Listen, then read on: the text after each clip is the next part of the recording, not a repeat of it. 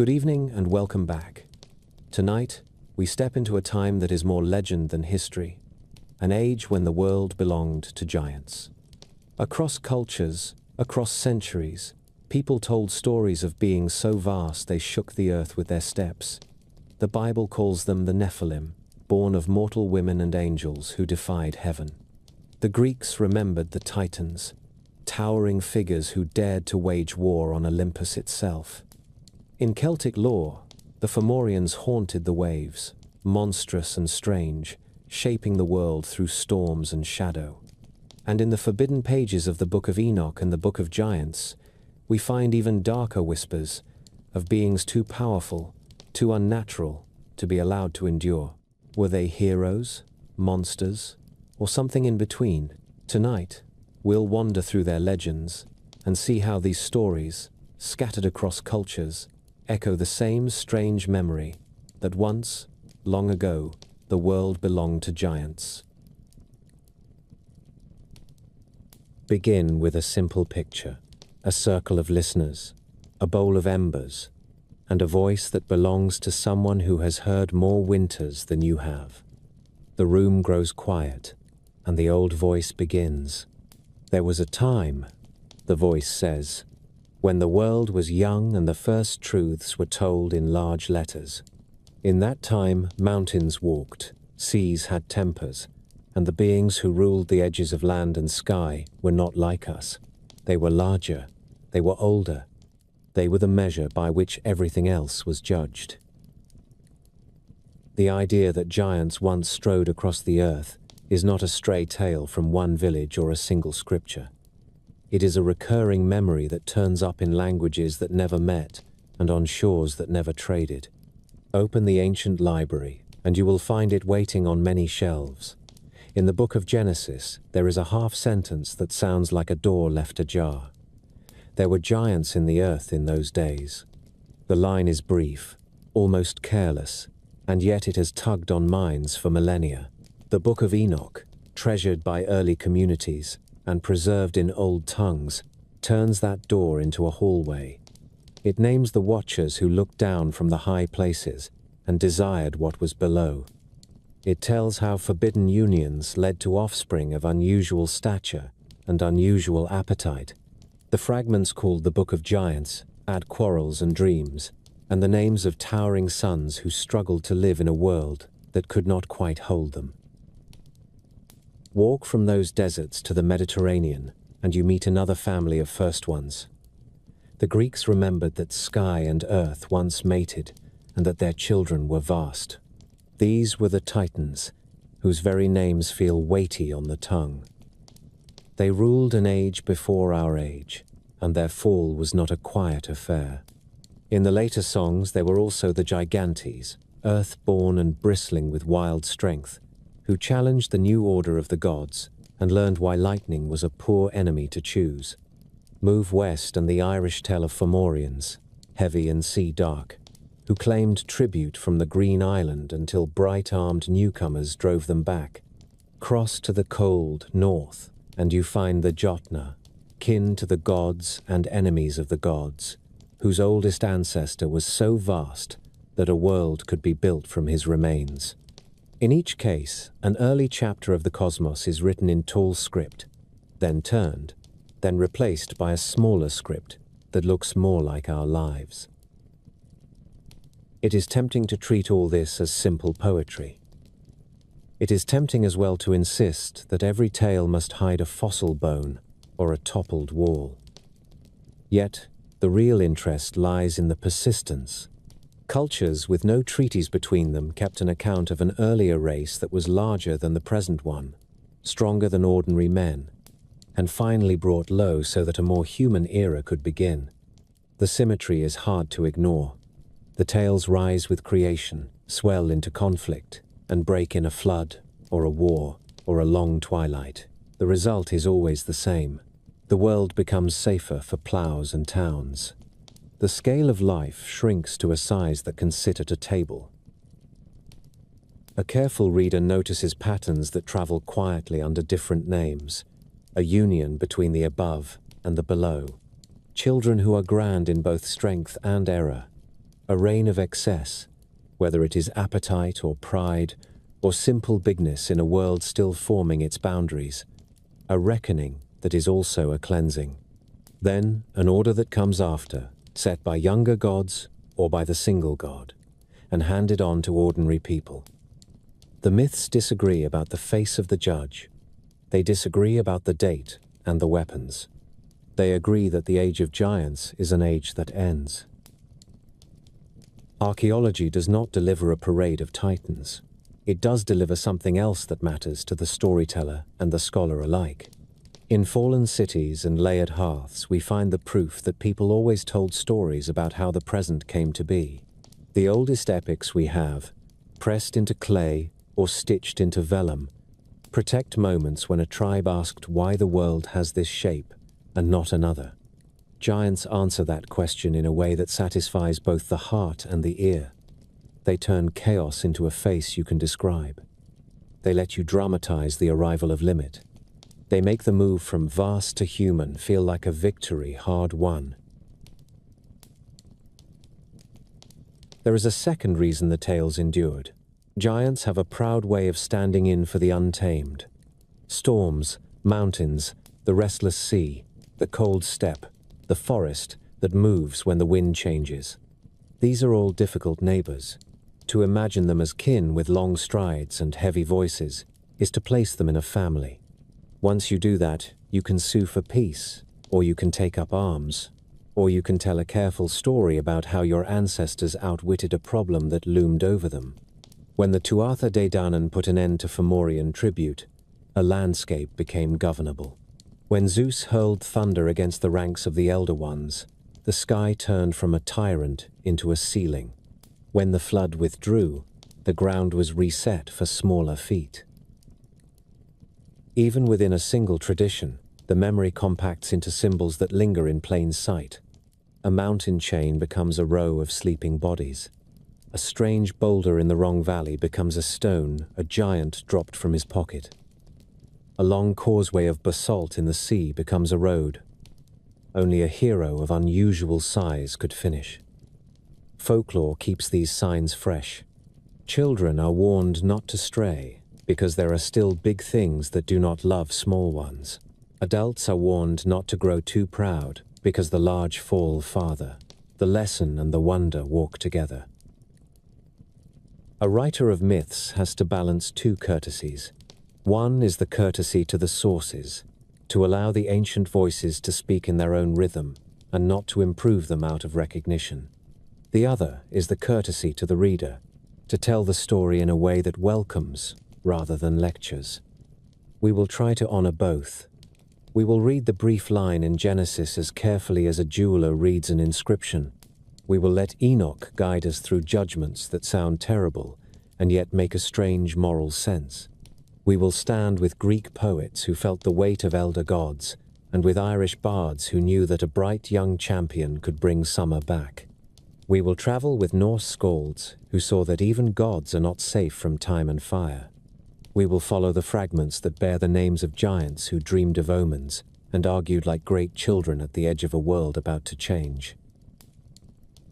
If there is a mood for this journey, it is quiet astonishment. The giants are not merely bigger villains. They are the old furniture of the universe. They represent a form of life that does not fit the room that is coming. The stories ask how a world meant for farmers and sailors and city makers could have been carved out of a world that once belonged to beings that could pick up a hill and call it a hammer. In answering that question, myth gives us a first history that is grand in size and human in meaning. So we begin at the beginning. We sit by the first fire and listen for the first thunder. We watch the horizon and try to decide if it is a line or a shoulder. We collect whispers that have crossed centuries without losing their shape. By the time the embers settle, we will have a map of an age that was taller than ours and a sense for how it narrowed into something we can walk across. Unroll a world map and lay your palm flat upon it. Every finger touches a coastline or a valley where someone once told a story about beings who were too large for the rooms we live in now. The details change with the language, and the names carry the flavors of different soils, but the theme returns as surely as winter. A first race was great in size and strong in will. It strode through the dawn of time. It came to an end, so that the world of towns and gardens could begin. Begin in the lands of Scripture, where the line from Genesis reads like a quiet hinge. There were giants in the earth in those days. The word Nephilim has been translated many ways: fallen ones, mighty ones, men of name. Later books and traditions widen the picture. The Rephaim appear as a nation feared for their stature, and the Anakim are reported as daunting in height, so much so that scouts in the Book of Numbers compare themselves to grasshoppers beside them. There is the figure of King Og of Bashan, remembered for a bed of iron that measured 9 cubits in length, which is a measurement that invites the mind to step back a pace. Move forward in time, and the duel between David and the giant from Gath becomes a touchstone for the idea that clever courage can bring down even the largest foe. The fragments collected under the title Book of Giants, preserved in the sands near the Dead Sea, add a gallery of named figures who dream ominous dreams and quarrel like thunderheads.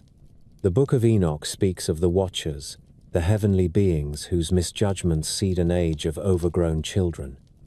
Whether one reads these passages as sober history or moral fable, the arc is clear. The great ones arise.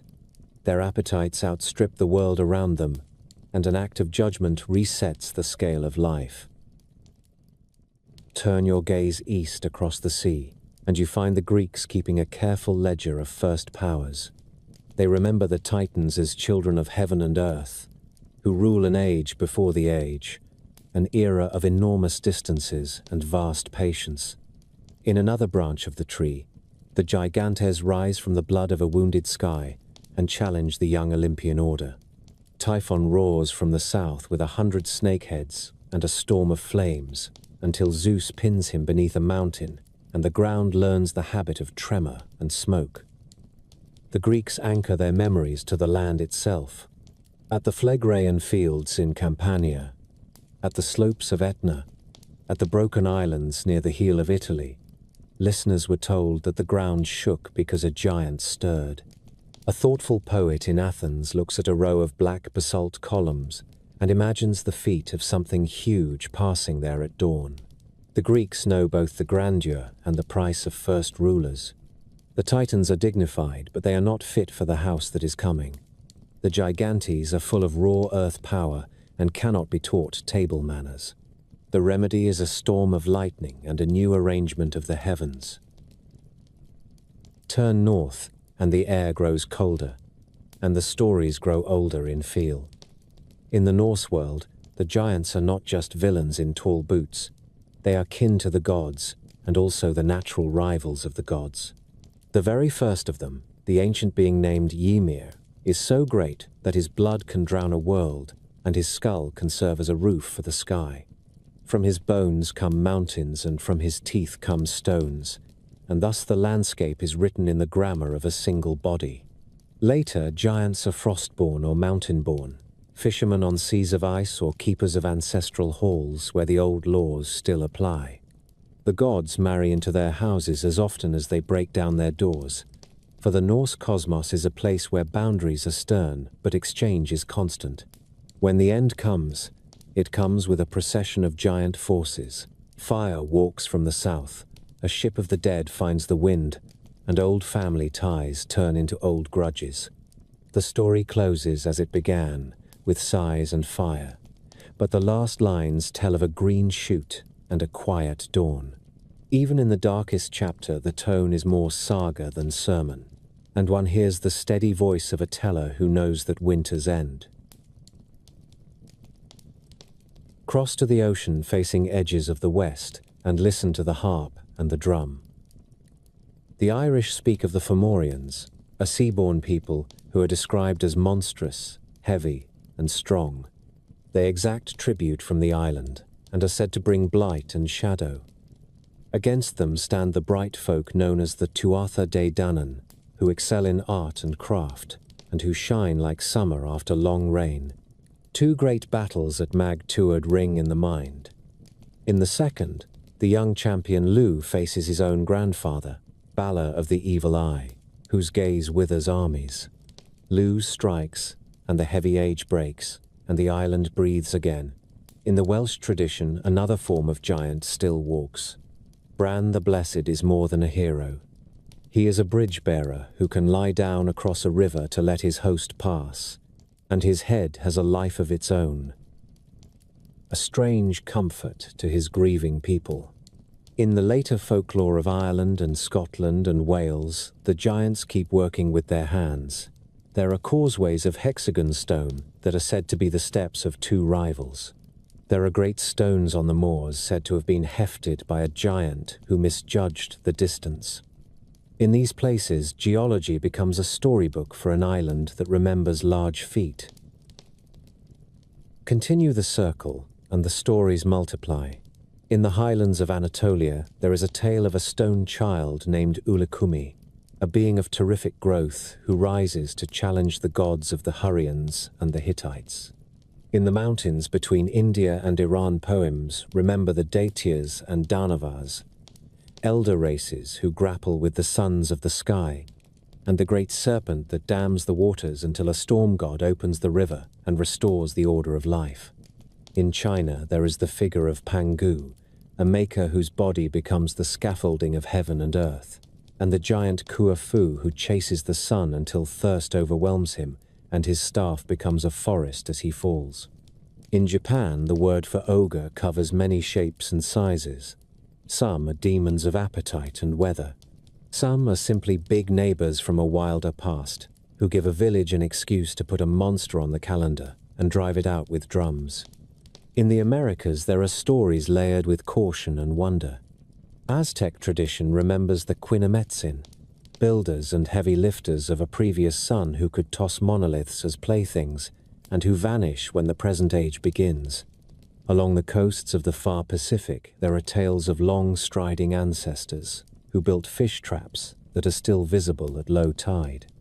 In the far north of the continent, some peoples tell of thick-limbed giants who stalked the snowfields before the first camps were pitched. Whether these come from contact with the bones of great animals or from the logic of myth is the subject of quiet debate around many scholarly tables. Europe keeps its own museum of large footprints. Medieval chronicles in Britain speak of Gogmagog, a giant hurled from a cliff by a Trojan exile, a tale that grants noble origins to new settlers and a spectacular exit to an old tenant. In Cornwall, there are giants with names and petty feuds who pile stones in tit-for-tat contests and steal cattle when the weather is poor. Basque stories speak of the Gentilac, a race of old folk, tall as pines, who throw stones so far that a village wakes to find a dolmen in a new field. All around the Mediterranean, shepherds and fishermen pointed to giant tombs and giant tables and giant bridges.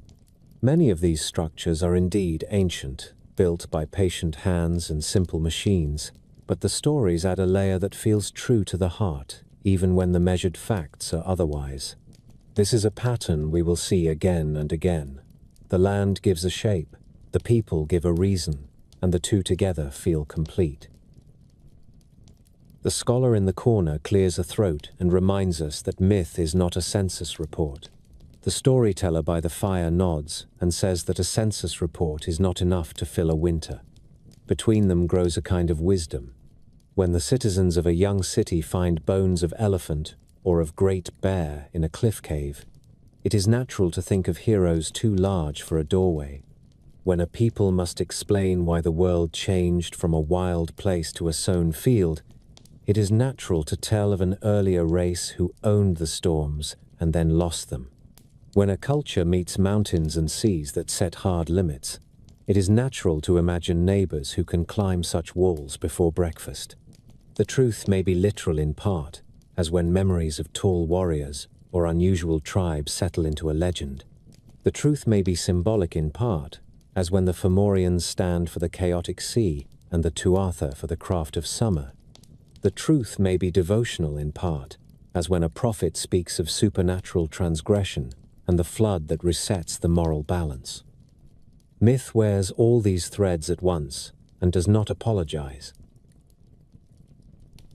There is also the gracious fact that these traditions speak to one another across real gaps of time and space. A storm god brandishes a familiar weapon against an older rival. A champion pierces the single eye of a dark elder. A young order replaces an elder order after a war that lasts a long year. A flood washes the old stains from the floor and leaves a clean house for the children.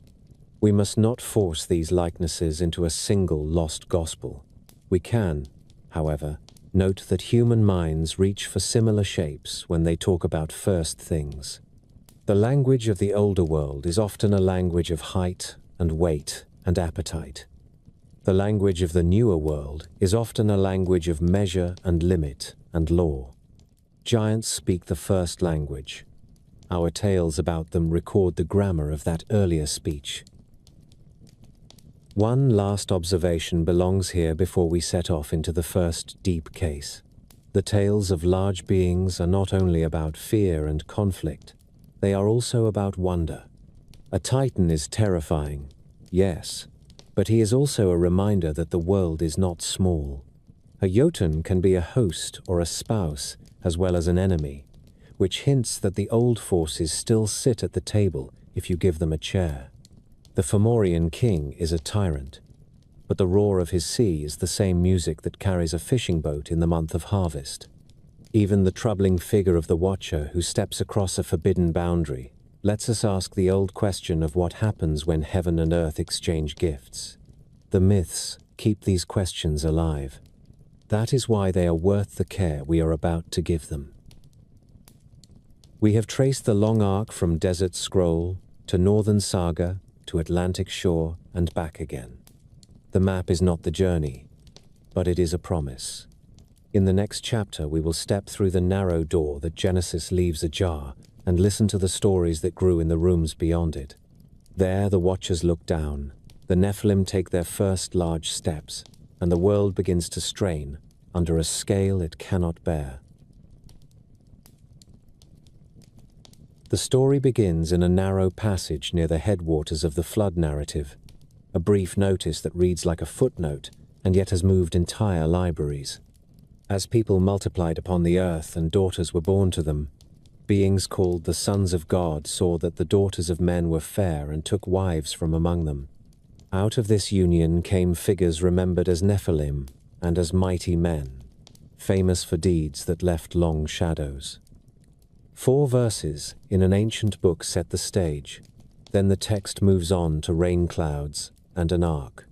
Later readers, unsatisfied with a glance, asked for names and places, for causes and consequences, and for the weight of the moral behind the tale. Across the centuries, explanations grew around those verses like stones around a spring. The earliest interpreters proposed more than one answer to the identity of these sons of God. In one stream of teaching, they are understood as divine beings, heavenly servants whose proper task was to watch and to guide. In another, they are taken as the princes and nobles of the early world, men who claimed godlike status and gathered wives as if collecting tribute. A third tradition reads the story as a warning about the mingling of righteous and unrighteous lines, a memory of the house of Seth taking wives from the house of Cain. The oldest translations show the debate in miniature. Some Greek copies render the phrase as angels of God, while certain Aramaic paraphrases prefer sons of the great or rulers. The disagreement is not mere wordplay. It decides whether the crossing is between heaven and earth, or between a king and his people, or between 2 families that had long since parted. The literature that grew in the Second Temple period followed the first path with remarkable boldness. The Book of Enoch tells that a company of watchers, heavenly beings appointed to observe and instruct, gazed upon human women and chose to descend. Their leader is named Shemihaza. Their number is given as 200.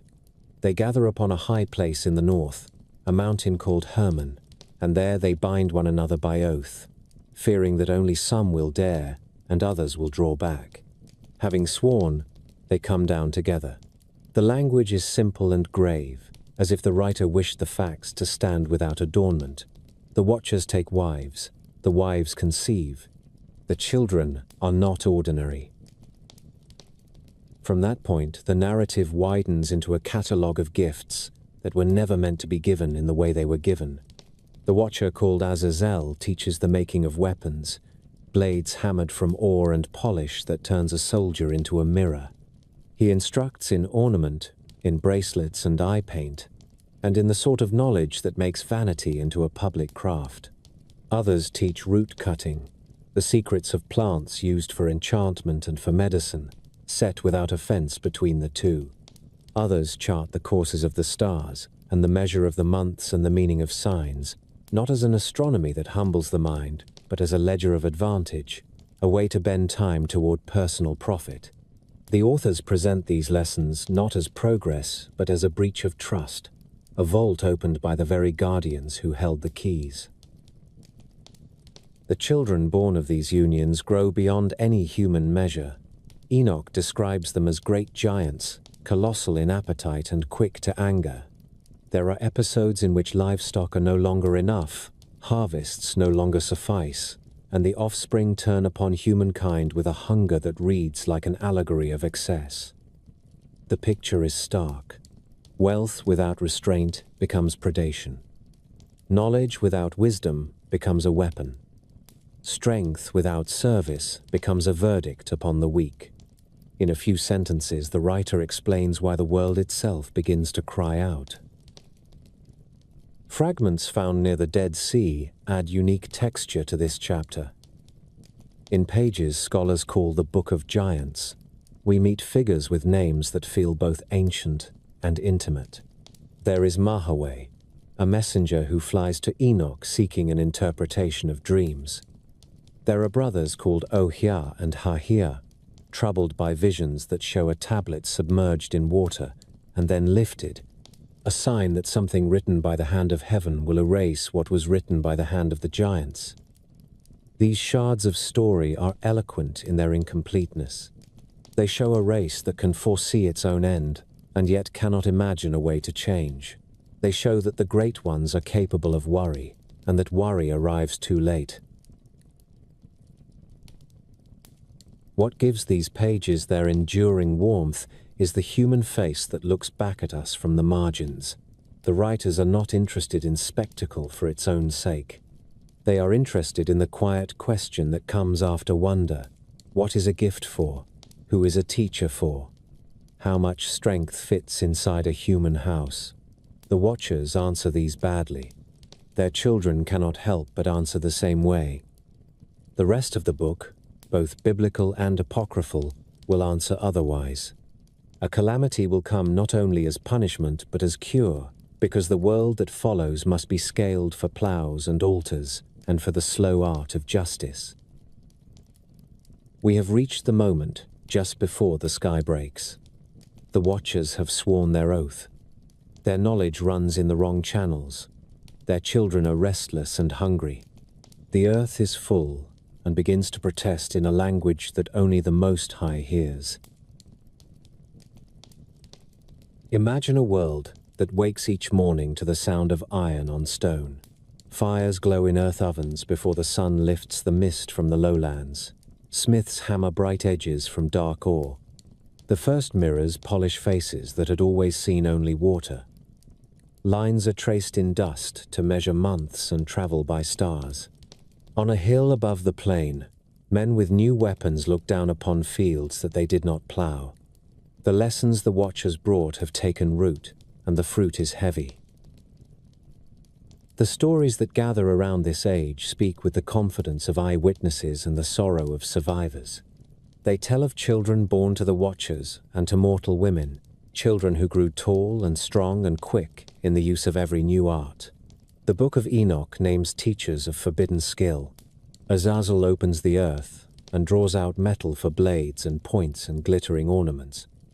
Shemihaza instructs in enchantments and the reading of signs. Others teach the courses of the lights, the meanings of clouds and winds, the secret of roots that heal, and roots that bend the mind. What might have been a slow schooling across many generations becomes a sudden harvest. The pace of change outruns the strength of old customs. The elders can no longer give counsel that fits the size of the tools in young hands. The Nephilim take their place as lords without waiting to be asked. They found courts and levy tribute. They claim land by the measure of their stride. The words that describe them mark both strength and reputation. People remember feats that seem beyond the patience of ordinary men. Walls rise fast. Roads cross stone and water as if distance had grown tired of saying no. Songs praise the wrestlers and the hunters who never return empty-handed. The listeners are left to decide whether they hear hymns or laments. The cost becomes clear in a steady sequence. Fields cannot feed armies that eat like wildfires. Herds thin. Storehouses empty too soon.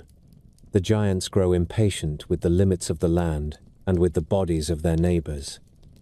The old text speaks with a frankness that startles. When harvest and flock no longer suffice, the great ones turn upon humankind, and violence fills the map. This is not the sudden cruelty of raiders who come and go. It is the settled custom of a new court. The world is asked to serve a scale it cannot sustain. Fragments from the Book of Giants add faces to the scene. In one passage, a messenger named Mahaway travels far to consult Enoch about troubling dreams that pass among the giant clans. In another, brothers named Oya and Haya speak of a vision in which a tablet is carved with a record of their deeds, then plunged into water and lifted again clean. They read the sign as the end of their story written by a higher hand. There is argument. There is fear that sounds new to those who once feared nothing. The fragments do not give us a final counsel or a battlefield, but they let us hear a murmur of uncertainty among those who had never been contradicted. The reign of the Nephilim changes the shape of daily life as much as it changes the fortunes of kings. Markets swell with trinkets and powders. Rulers prize the shine of the body as much as the honor of the house. Soldiers carry swords where once they carried clubs and spears chipped from stone.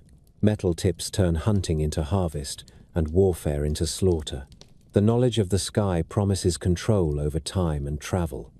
The knowledge of roots and smoke gives some men power over pain and desire. Every gift arrives with two doors, and the age chooses the darker one too often. One of the strengths of the Enoch story is its plain sense of proportion. It does not claim that all knowledge is a theft. It claims that haste can turn good instruction into poison. The watchers were appointed to observe and to teach within order, but they took wives and gave secrets without caution. Their offspring came to power before wisdom had set a single law. The world grew large in skill and small in mercy. The divine court is not provoked by curiosity, but by the riot that follows ungoverned gifts. There are echoes beyond the valley where these books were copied. In Mesopotamian tradition, we hear of kings who are part divine and whose strength is the wonder of their cities. In later days, a poet will sing of a ruler who strides like a cedar and fights beasts at the edge of the world, a figure whose pride must be answered by the gods. In the lists that chart reigns before a great flood, lifetimes stretch into spans that outlast reason. Whether these are records or wishful memory, they lean in the same direction. The earliest time is larger, longer, and less answerable to the habits of later men. The Nephilim live inside that pressure. They are the last and loudest proof that the first age does not fit the house that is needed next. The land itself keeps a ledger. Place names record the memory of unusual stature. Stones are pointed out to children as seats and footstools of heavy guests who no longer visit.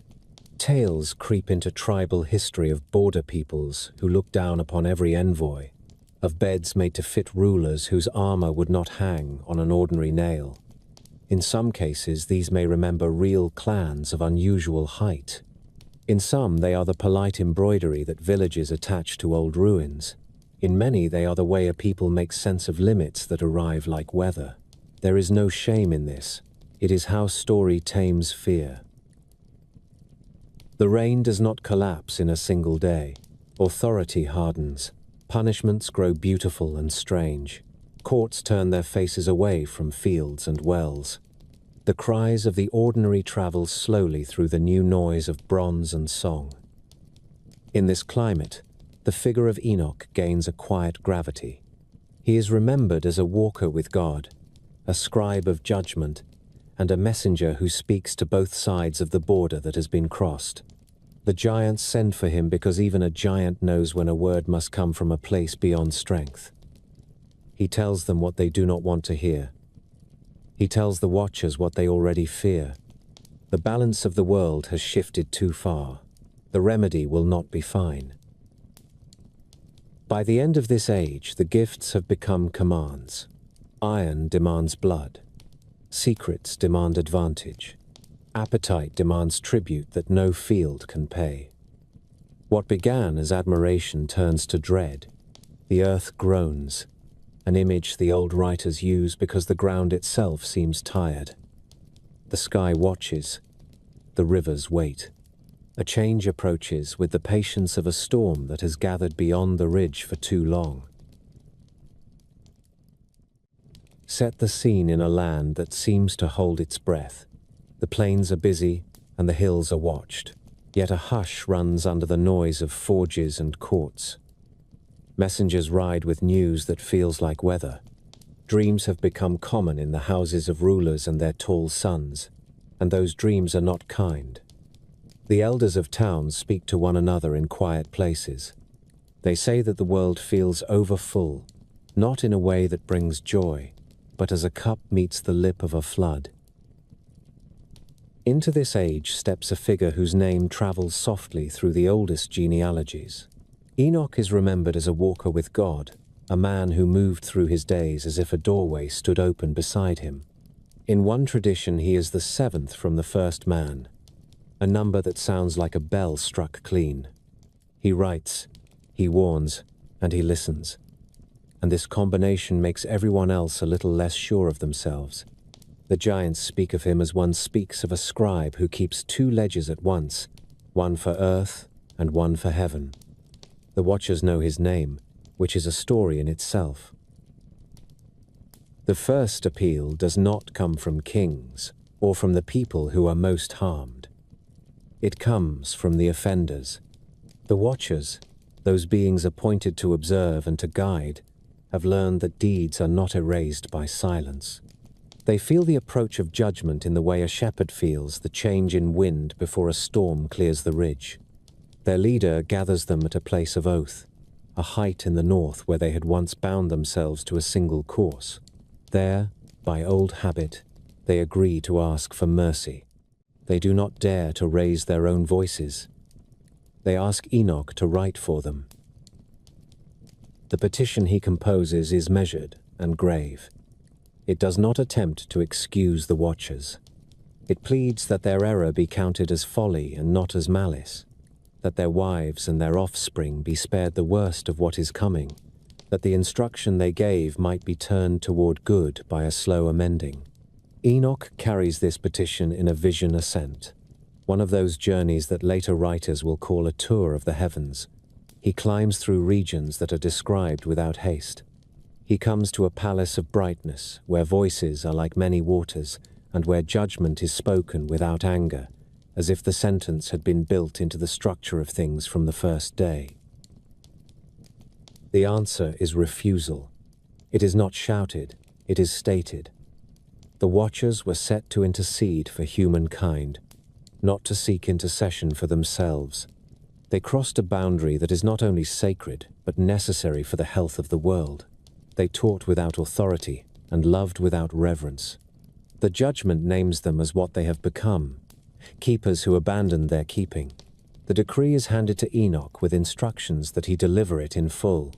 It is an office he accepts with sadness and with the steadiness that marks his character in every source that mentions him. The sentence unfolds in 3 movements, each one aimed at restoring a world that has slipped its measure. The first addresses the giants. Their strength has no governor, so it must be turned inward. They will not be destroyed at once by a thunderbolt from a clean sky. They will be set against one another. The same hands that have squeezed the life out of villages will meet their matches in the arms of their brothers. A civil war of the large will thin the ranks that no army of ordinary men could thin. This is called a curse by those who hear it, but from the point of view of the court above it is a limit placed where none existed. The second movement addresses the watchers themselves. They will not be allowed to range the earth and begin again. They will be bound in regions of stern stone and dry fire. They will remain there until a day appointed for a wider judgment. There are names for those places in the oldest pages, valleys of sharp rocks and deserts where the air itself glows, but the geography matters less than the meaning. Teachers who broke their trust will sit in classrooms with no students and no doors. Their former knowledge will be memory only, and memory will do its long, slow work. The third movement speaks a hard mystery. When the giants fall, their bodies will break, but their breath will not pass as the breath of ordinary men passes. Spirits born of mixture, spirits bred of strength without measure, and of knowledge without obedience, will wander the earth without rest. They will trouble the living as a wind troubles a shallow lake, not always visible yet always felt. They will go about without food and without peace, and their work will be mischief. This is the curse of the giants in its final form. It is not only a punishment, it is a diagnosis. The age has produced energies that will not vanish with a funeral. They must be accounted for in the story that follows. Enoch delivers these words with the tact of a man who knows that truth is a bitter herb when it is not wanted. He descends again to the place of oaths and reads the verdict to those who once governed the teachers and to those who made great children. He does not boast. He does not soften the terms. The watchers weep. They ask for a second writing. He refuses, not from pride, but because the answer has been spoken by a voice higher than his own. Around this central exchange, the literature places a sequence of scenes that fill out the portrait of Enoch as mediator, and of the time as a season of reckoning. He is shown addressing the earth itself, speaking to mountains and to seas as if to old friends who have watched too much and remained silent too long. He is shown writing books that store his warnings for generations that will not see his face. He is shown counseling a younger kinsman, a righteous man named Noah, that a cleansing is near and that survival will depend on trust and on careful preparation. The tone of these scenes is not fear but clarity. Judgment is coming as a farmer comes to a field at harvest. The sickle is sharp because the crop is heavy. The archangels who serve the court above take their parts in the remedy, and their names carry tasks as a tool carries a handle. One is sent to rouse the giants to turn upon their own company, for no army of mortals could bring them down. Another is sent to bind the chief offenders among the watchers, to throw them into the deep places and to cover their faces until the day the doors are opened. Another is sent to the son of Lamech with instructions that will save his household and, through him, the future of humankind. The oldest texts list these figures with a calm that belongs to ledgers. There is no flourish. There is only the sense that order is being restored by agents who understand the cost. We should pause over the moral logic that underlies this narrative, since it explains the shape of the sentence. In these traditions, the world is not a machine that runs until it breaks. It is a community of realms that must keep their borders for the sake of all. When heaven trespasses upon earth without warrant, when the higher instructs the lower for pleasure rather than for duty, the harmony that keeps rivers within banks and teaches seasons their turns goes off its rhythm. The language of flood and of chain and of wandering spirit is the language of a cosmos that does not shrug at disorder. It treats misuse as a debt that must be settled in a way that leaves the house fit for children. Meanwhile, the giants learn what fear is. In fragments that drifted through caves and lay quiet for many centuries, there are scenes of councils among the tall. They send runners to the seer. They argue about omens that none of them can ignore. They dream of stars that fall and of mountains that slide. They begin to watch one another in the way that lions watch lions when the watering hole shrinks. These hints may be small, but they show a transition worth noting. For a season, the world learned what it was like to be ruled by appetite. Now, appetite turns on itself. The measure is already working. There are also late echoes of this judgment that touch the edges of other histories. In traditions that chart the days before a great flood, one hears of rulers whose lives stretch like long roads, and of cities that shine with new arts and new pride. In stories where the gods sit in council to decide the fate of a noisy earth, one hears the same concern for balance and for rest. The materials differ, but the handwriting is familiar. When gifts arrive without guidance, and power arrives without service, the remedy is never gentle. It is also never random. The fix matches the fault. Enoch has done what he was asked to do and what he was called to do, which are not always the same thing for other men, but are the same thing for him. He has spoken for the guilty, and he has spoken for the world they have endangered. He has brought back the answer that no one wanted and that everyone needed. In some accounts, he departs before the waters rise, taken into the keeping of the one whose judgment he carried. In others, he remains long enough to see that his warning has taken root in one household that will float where all else sinks. The texts do not insist on a single timetable. They insist on a single character. Enoch is a hinge between ages. By the close of this part, the lines are set. The giants look at one another as rivals. The watchers sit in their first prisons. The people who had lived beneath a heavy sky sense a change they cannot name. The earth is about to be rolled clean, not as a painter scrapes a canvas from impatience, but as a craftsman wipes a table to begin again with steadier hands. Begin with a sky that looks ordinary until you stare too long. There is a pressure in the air, a stillness that pauses birdsong and makes dogs uneasy. Wells taste metallic. The river lingers in its banks as if preparing for an appointment. In the low city, the noise of smiths continues, the new courts glitter, and giants descend from their terraces to hear petitions. Yet no one sleeps soundly. In the halls of the tall, dreams arrive like heralds who will not be bribed. A tablet is seen written upon and then washed clean. Stars fall in sheets. A mountain moves. The counsel of the mighty sounds less like command and more like fear, pretending not to be afraid. The sentence has been issued in a court beyond the clouds, and it is not a speech. It is a sequence. First, the large are turned upon the large. Pride runs out of enemies and begins to find them among brothers. It starts at feasts, where gestures grow sharp and old jokes draw no laughter. It reaches the practice fields, where wrestlers who once entertained guests become a private army with no general. It ends where such things always end, with long grudges deciding short lives. The ground shakes, not with the step of one giant, but with the weight of many who were never taught to share anything except conquest. This is the untelling of their age by their own hands. It is also a mercy to those whom they would have crushed if they had remained united. The watchers do not escape. Messengers of the high court descend with errands that match their names. One binds the ringleader of forbidden arts and hides him among stones that remember fire. Another takes bands of offenders and seals them away from fields and from towns, placing them where they will hear only their own thoughts. A third goes to a single household with instructions that sound like madness until the rain begins.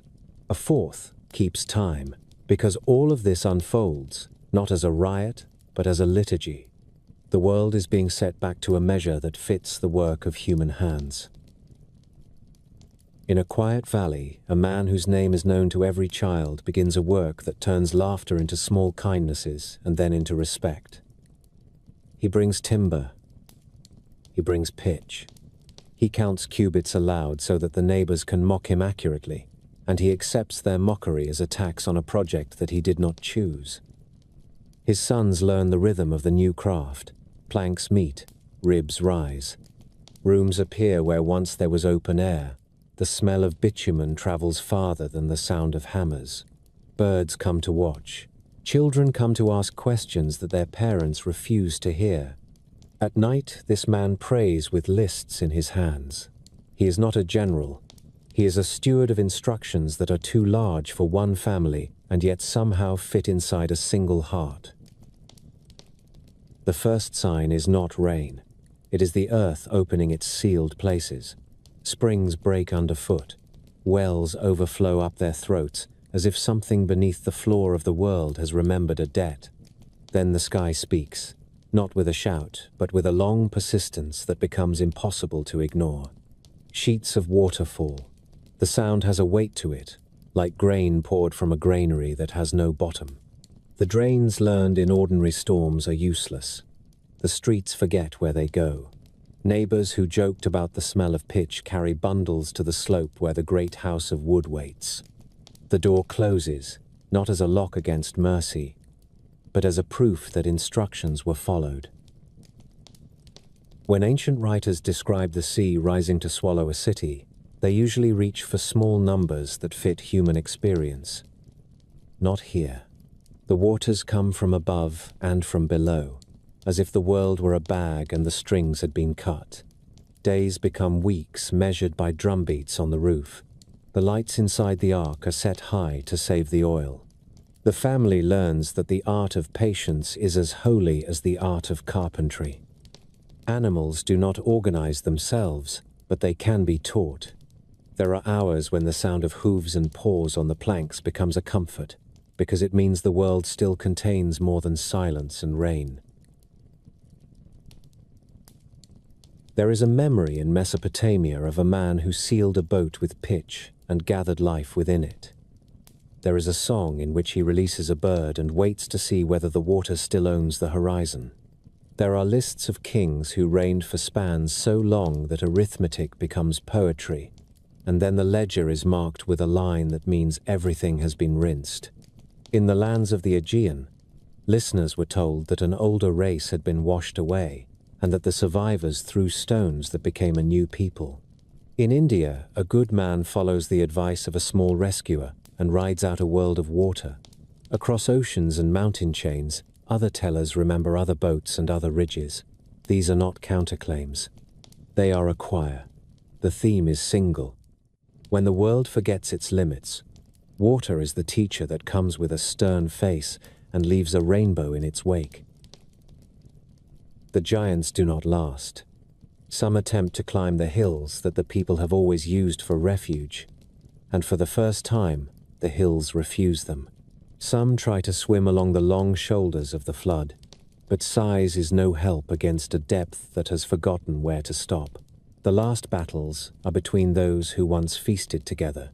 Stones that cannot break city walls can break ribs when launched by hands that once threw bulls for sport.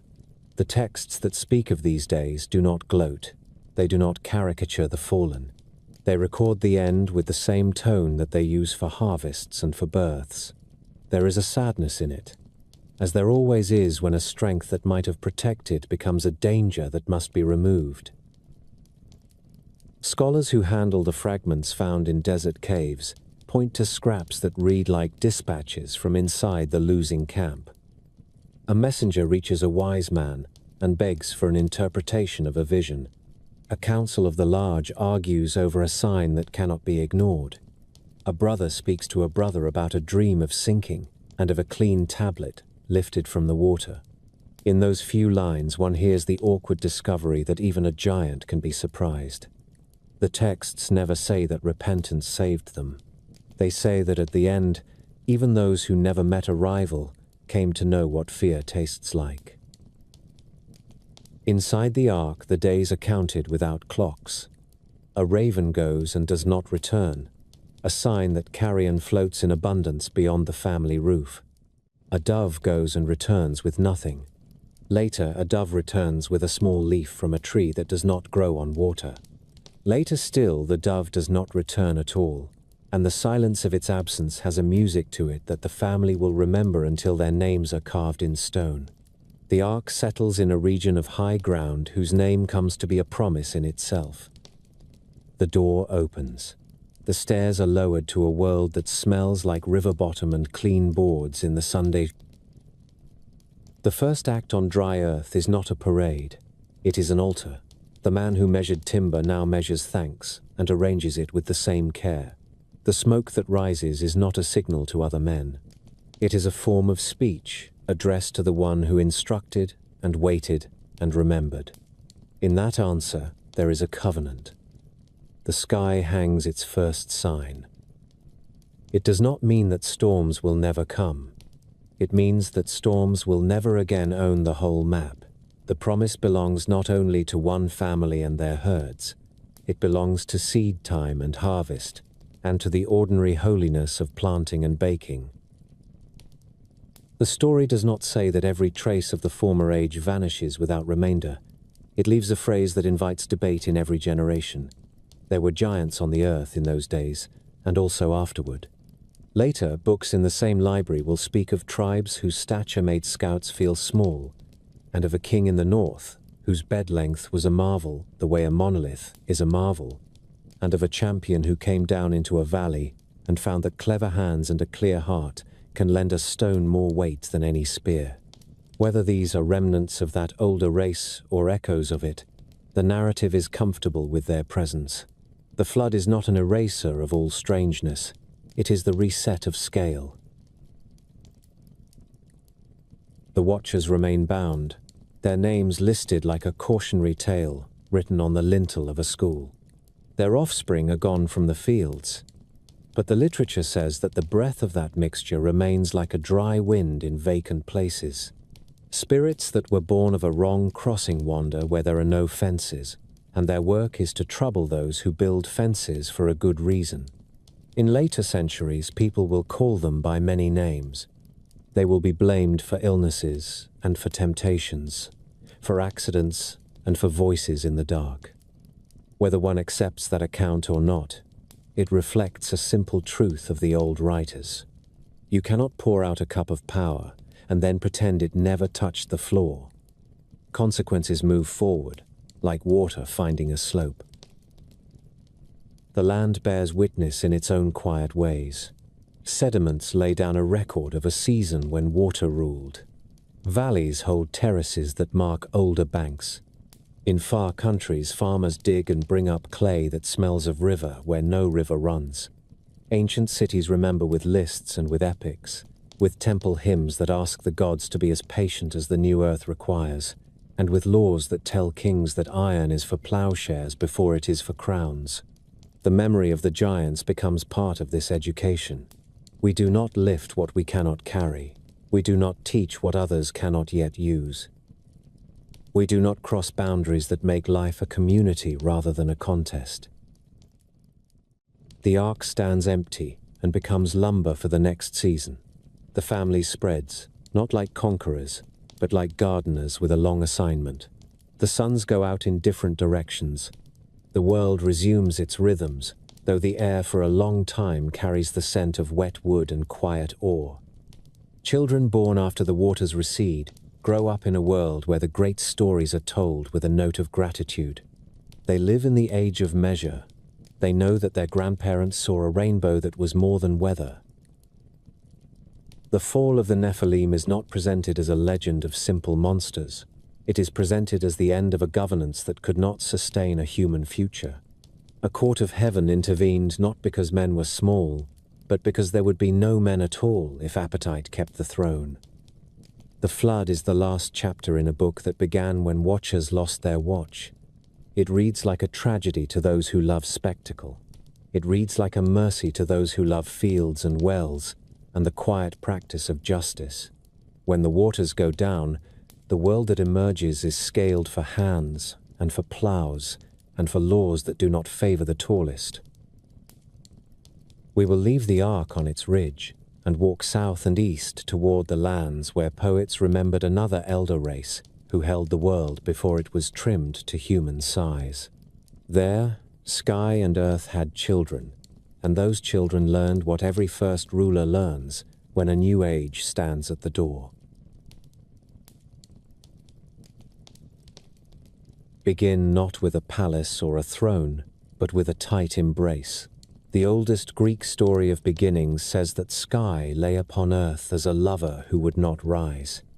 In that press of weight there was darkness and silence, and yet there was also a stirring, for earth was not barren. She brought forth children and could not lift them into the open because the body of sky pinned her down. From this unhappy nearness the first family of the world was born, and they were immense. The mother is Gaia, the ground itself, rich and many-layered, the seat of mountains and the cradle of grain. The father is Uranus, the vault that roofs all, bright and cold and proud. Their children are called Titans, a name that later poets took to mean strivers, those who stretch and push. Hesiod, the country poet who sang for farmers and for kings, sets their names in a careful line so that memory can keep them. There is Oceanus, the world river that rings the earth in a single unbroken current. There is Cois, a pillar of the north where wise counsel gathers. There is Crius, felt in the strength of flocks and seasons. There is Hyperion, whose glance is the sun, and his sisters Thea and Rhea. There is Themis, who speaks for right measure and for law older than courts. There is Mnemosyne, keeper of memory and mother of the muses, who will teach men to sing. There is Phoebe, whose brightness brings prophecy. There is Tethys, who pours out springs and sends rivers on their errands. Last comes Cronus, youngest and most sharp, who will be the hand that separates the first two. Earth bore other children as well, and they were stranger still. There were the Cyclopes, smiths with a single eye set like a burning coal in the middle of the brow. Arges, Brontes, and Steropes are the names that later singers kept, each a word for flashing, for thunder, for live spark. There were the 100-handers, the hecaton shares, with 50 heads and 100 arms apiece, a shape meant to show force beyond counting. They are called Cottus and Briareus and Gyges. They will matter later, though for a long time their story sits in the dark. Uranus was not a gentle father. As each child came into the shadowed world, he thrust it back into the hidden places of earth. The Cyclopes and the 100-handers were shut away most cruelly, and even the Titans were left under pressure they could not bear. Gaia groaned with the burden. She shaped a blade from the hardest substance, an adamantine sickle with teeth as keen as the edges of a new moon. She asked which of her children would take it and free the world. Only Cronus answered. He took the sickle from his mother's hands. He crouched in the dusk. He waited. The tale that follows is told without softness, because it is the hinge on which the cosmos turns. When Uranus came to lie upon Gaia once more, Cronus rose from his hiding place and struck. The wound he gave to the sky was not only a humiliation, it was a separation. The body of Uranus lifted away. The world could breathe. From the blood that fell upon earth there sprang new and violent beings.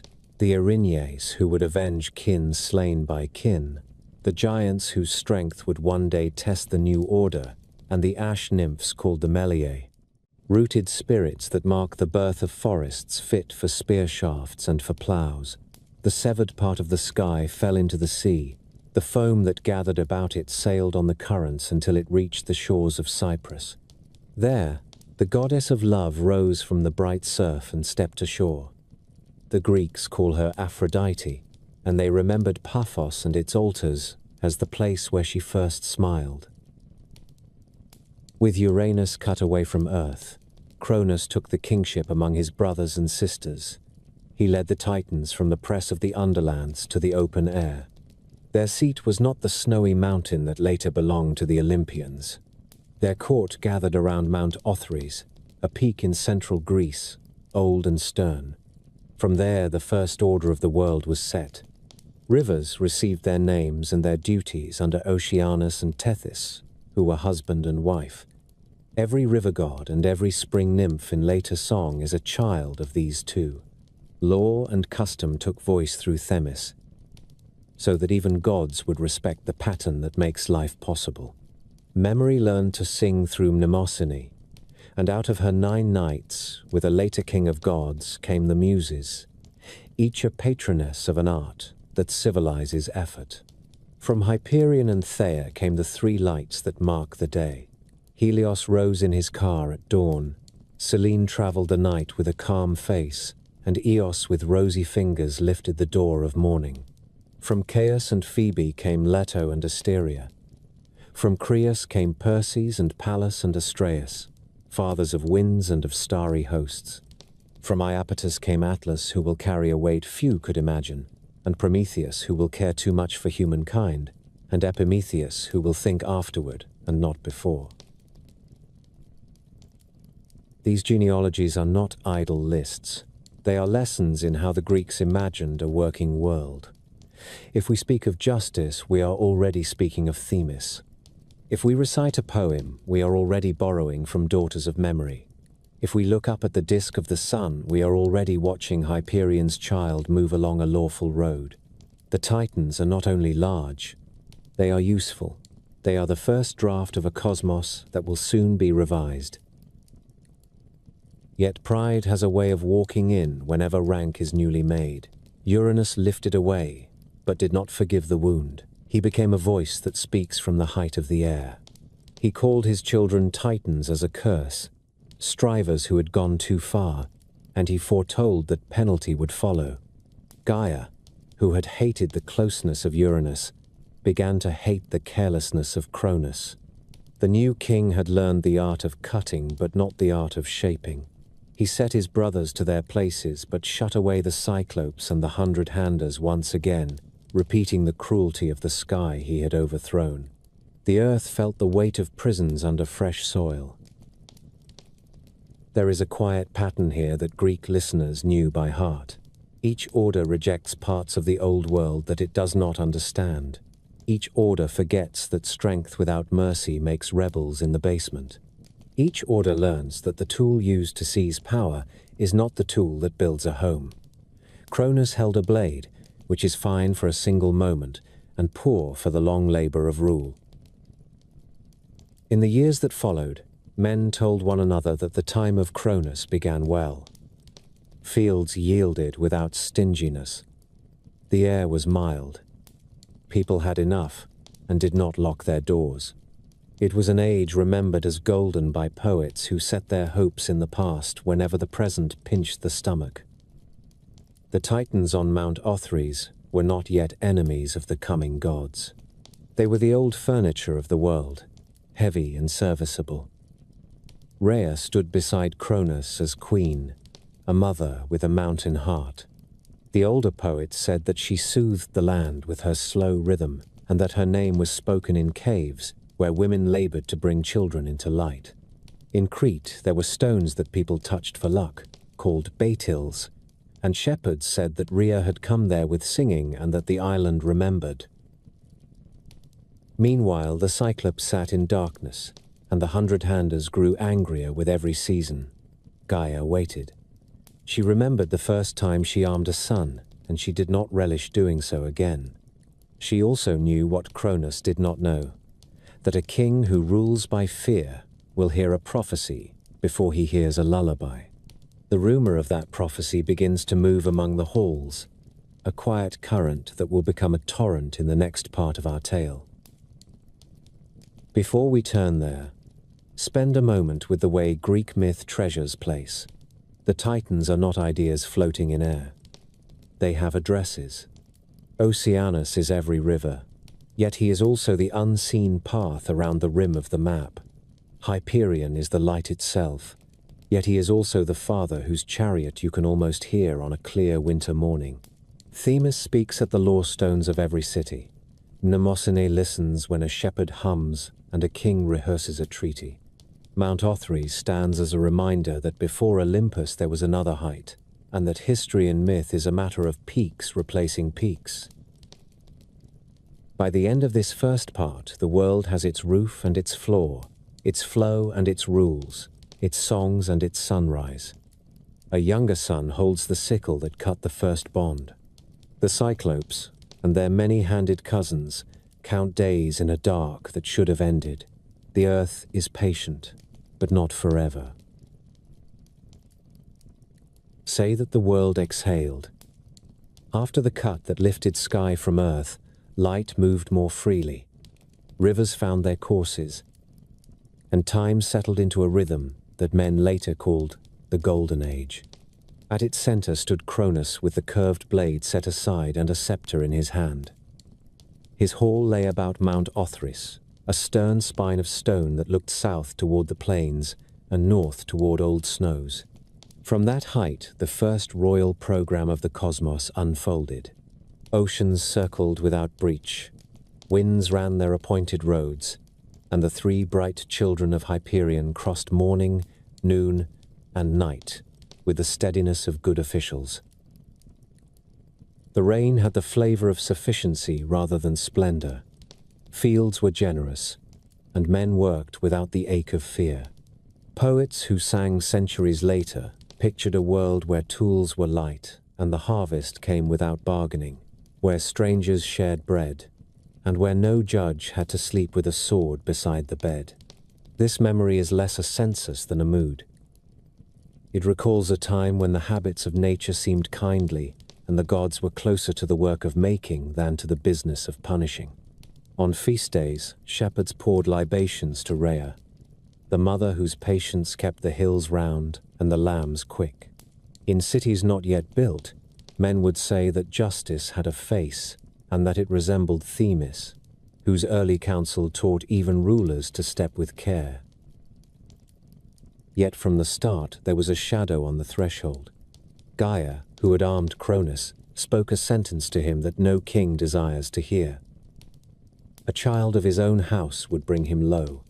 The voice of Uranus, withdrawn but not silent, added its curse, that the strivers would pay for their reach. Cronus listened and did not forget. He set order in place with one hand and built a private fear with the other. He bound the Cyclopes and the 100-handers again in deep caverns, repeating the old cruelty his father had practiced, as if the sight of power he could not manage made him less a sovereign and more a jailer. Rhea bore children. Each birth was an event that gathered the court, for a dynasty must have heirs if time is to continue. The first child was Hestia, bright with the calm of the hearth. Cronus took her from the arms of her mother and swallowed her. The second was Demeter, whose very presence promised grain and fruit. He swallowed her as well. The third was Hera, whose dignity later would queen the new order. She also went down into his guarded darkness. The fourth was Hades, who would one day keep the quiet houses of the dead. The fifth was Poseidon, who smelled of salt and thunder. Both joined the others in the belly of their father. Cronus did not act from anger. He acted from fear, which can be colder than hate and more patient than grief. He believed he was doing what a careful king must do to keep the world safe. He was wrong in a way that only fathers who fear their own children can be wrong. Rhea grieved and sought counsel of the one who had counseled before. Gaia listened and laid a plan that would spare the next child and seed a different future. When the time came for the sixth birth, Rhea traveled in secret to the island of Crete, where caves open like gateways under the slopes of Ida and Dicte. There she delivered a son, and in that quiet a promise came into the world. The nymphs of the island received the infant. They were called Adrasteia and Ida by some, and by others Melissa, who taught sweetness to bees. A goat named Amalthea gave milk. The Curetes, young men of the mountain, learned a strange dance in armor and hammered their shields with their spears so that the clatter hid the crying of the baby. Rhea swaddled a stone of suitable size and weight and in the great chamber on Othrys she offered it to Cronus with a face that practice had made steady. He swallowed the stone and felt safer than he had felt in years. The child in the cave grew with a speed that looks like miracle and reads like the promise of a new chapter. He was fed by the horn of the goat, which later became a cornucopia for mortals to remember. He learned to climb before he learned to speak, which is a habit that stayed with him all his life. The island taught him tones of sea and sky, so that he learned both patience and suddenness. He knew he was hidden for a purpose, and that a debt was owed. The nymphs taught him songs older than courts. The Curetes taught him measure and the use of the hand. Gaia taught him to wait for the right door to open. While the child gathered his strength in secret, the rain above continued. Oceanus and Tethys sent forth countless rivers and springs, each with a name and a temperament. Helios drove his team, then Selene followed, and dawn opened each day like a gentle steward opening shutters. Themis governed the living pact between God and world. Mnemosyne held the arts in trust until an age would come that needed them. Atlas was not yet resented for his burden, nor had Prometheus yet fallen in love with the small, clever creatures who would ask too much and too little at once. To many eyes, the order of Cronus looked complete. But under the good weather, a second rumor passed from mouth to mouth. Some said they had seen Rhea at a cave mouth in Crete. Others swore they had heard music that did not belong to shepherds. Old women on the island said that Zeus had been hidden in their hills, naming a child who was not yet a public person. Sailors on the World River spoke of a boy who played with lightning the way other children play with reeds. Such talk travels fast and changes in the telling, yet every version carried the same certainty. The measure set by Cronus could not last unchanged. There was another unease that even those who loved the Golden Age could feel. Law and custom that do not grow become brittle. If a king builds prisons rather than schools, he will harvest rebels. If a father turns every cradle into a tomb, he will call down a judgment he cannot swallow back. The Titans who served Cronus noticed that the ground hummed quietly, as if something bound was testing its chain. Rhea walked softly and did not sing. Gaia kept her counsel. Uranus voiced curses at odd hours from the high air. These are the kinds of signs that make a wise court wary. When the hidden child was grown enough to carry a plan, there came to him a gift that older hands alone could give. The Cyclopes had been shut away again, but they were not idle. They had long memory for shame and longer patience for craft. From their forges came a weapon that felt like clear weather turned into a thing one could throw. They set it aside for the boy who would one day need it. The 100-handers in their caverns counted and waited, eager for a season when their strength would be welcomed rather than feared. The alliances that matter in myth are often prepared in quiet long before any trumpet sounds. Rhea at last stood before Cronus and persuaded him to drink a draught that would loosen what fear had gathered. In one account, the draught was mixed by Metis, a daughter of Oceanus, whose name means wise counsel. In another, it was a simple emetic, brewed with the patience of a mother who has run out of tears. The king drank. What he had swallowed in dread, he now gave up in surprise. Hestia returned to light and took her place as elder sister. Demeter returned, and the fields seemed to breathe. Hera returned, and the air remembered dignity. Hades returned and looked at the earth as a steward looks at a house he will one day keep. Poseidon returned, and seabirds wheeled as if at a change of tide. The stone came up as well. In later times it would stand at Delphi, a holy marker on the navel of the world, a reminder of a reign built upon fear. The illusion of safety ended that day. Cronus saw the children he had denied and understood that prophecy travels a road without shortcuts. The court of Othrys stirred like a nest touched by a careless hand. Some Titans looked to their lord and read in his face a resolve that would lead to war. Others looked to the sun who stood ready and read in his eyes a vision of a world that would give greater room to craft and to song. The Cyclopes listened for the summons that would open their doors. The 100-handers flexed fingers that had counted enough days. The golden age of Cronus is thus remembered in two lights. To mortals, it was a time of ease and trust, a memory that lent comfort to ages that followed. To the gods, it became the last wide summer before a necessary storm. It was good while it lasted, because it taught the world how to breathe and how to bear fruit. It had to end because it tried to keep the future from being born. All rains close in their own way. This one would close with mountains moving and with a family deciding who would hold the sky. Picture two mountains staring at one another across a span of valleys and storms. To the south rises Mount Othrys, stern and old, seat of the Titans who have ruled since the sky was cut from the earth. To the north stands Mount Olympus, bright with new hearth fires, and the murmur of young gods who have learned to speak softly in council and loudly in battle. Between these heights, the world holds its breath. Rivers pause in their eddies. Forests listen. The time of decision has come. Zeus does not begin with a shout. He begins with a visit to those whom fear had buried.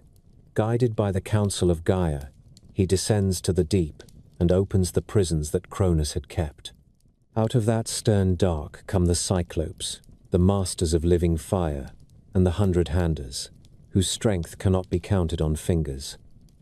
The Cyclopes do not bargain.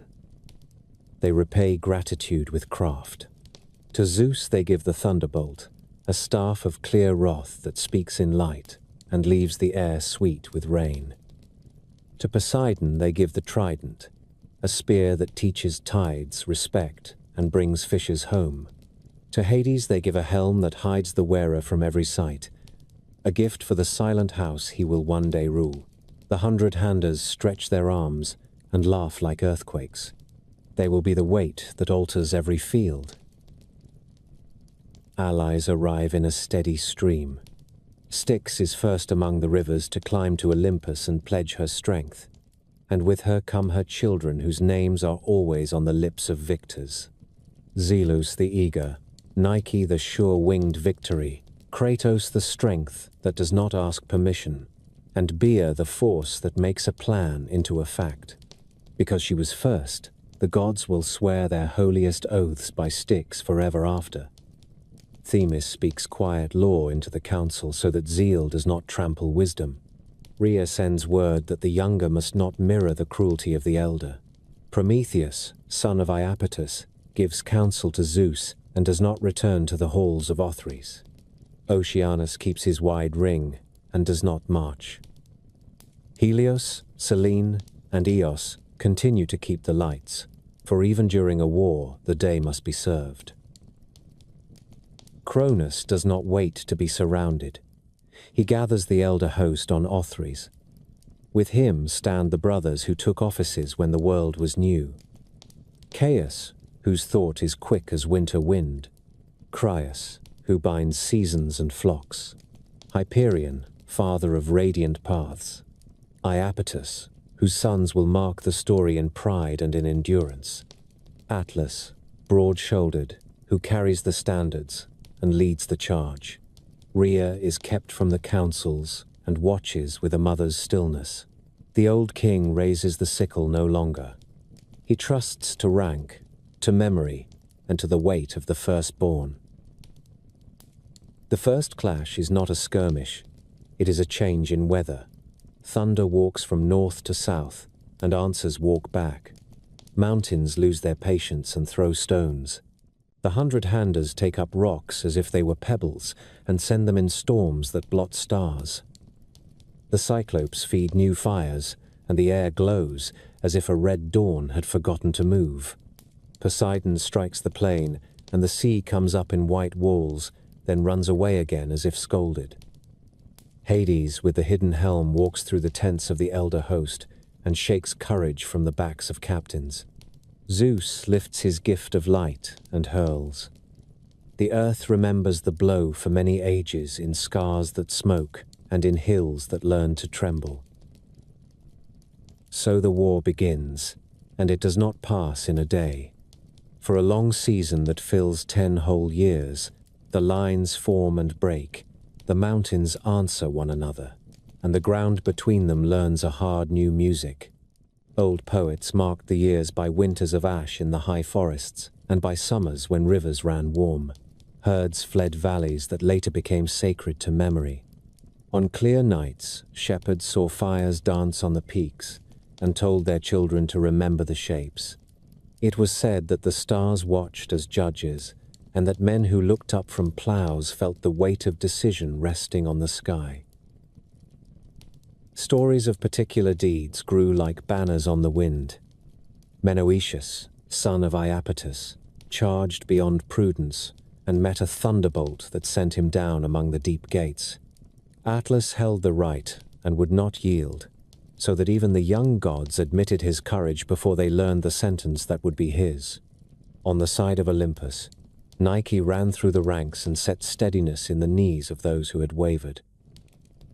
Themis reminded Zeus that victory without rule is only noise. Prometheus whispered where a wall was weakest and where a gift might buy an ally that a spear could not keep. Hermes, newly quick, learned the paths between fires and bore messages that turned near loss into narrow escape. Ares tested his strength and learned from setbacks. Athena watched and placed plans like stones across a river so that armies could pass. There were nights when it seemed the elder host would press the young back into the caverns from which they had come. Then the 100-handers would lift 300 stones in a single breath, and the ground would be clear again.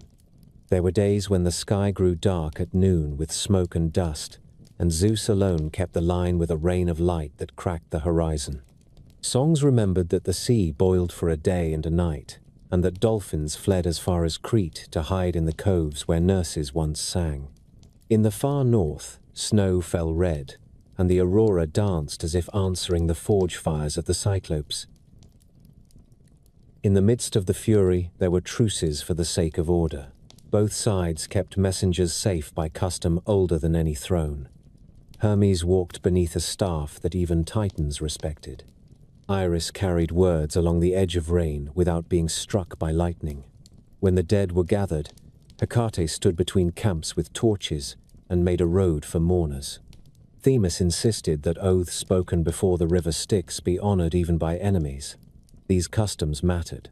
They kept the war from erasing the conditions under which any peace could later live. The earth did not stand idle. Gaia spoke again in dreams and in hints that even those who did not love counsels could not ignore. She told Zeus that the balance would turn if those who had been wronged were honored and those who had been shut away were given place. So the 100-handers were set not as curiosities but as captains. So the Cyclopes were not only smiths but masters of strategy, so that anvil and shield sang together. On the other side, Cronus trusted to a pride that had once won his crown and now wore thin. He sent Atlas to hold passes that could not be held forever. He bade Hyperion strike at the chariots of the sun, but celestial roads pay no heed to commands of a mortal hour. Some Titans hesitated and learned that war can divide families as surely as it divides mountains. Themis stepped away from Othrys and stood with the younger gods, because law chooses the company of those who will hear it. Mnemosyne would later teach the songs of this struggle to poets who came after, which is itself a kind of allegiance.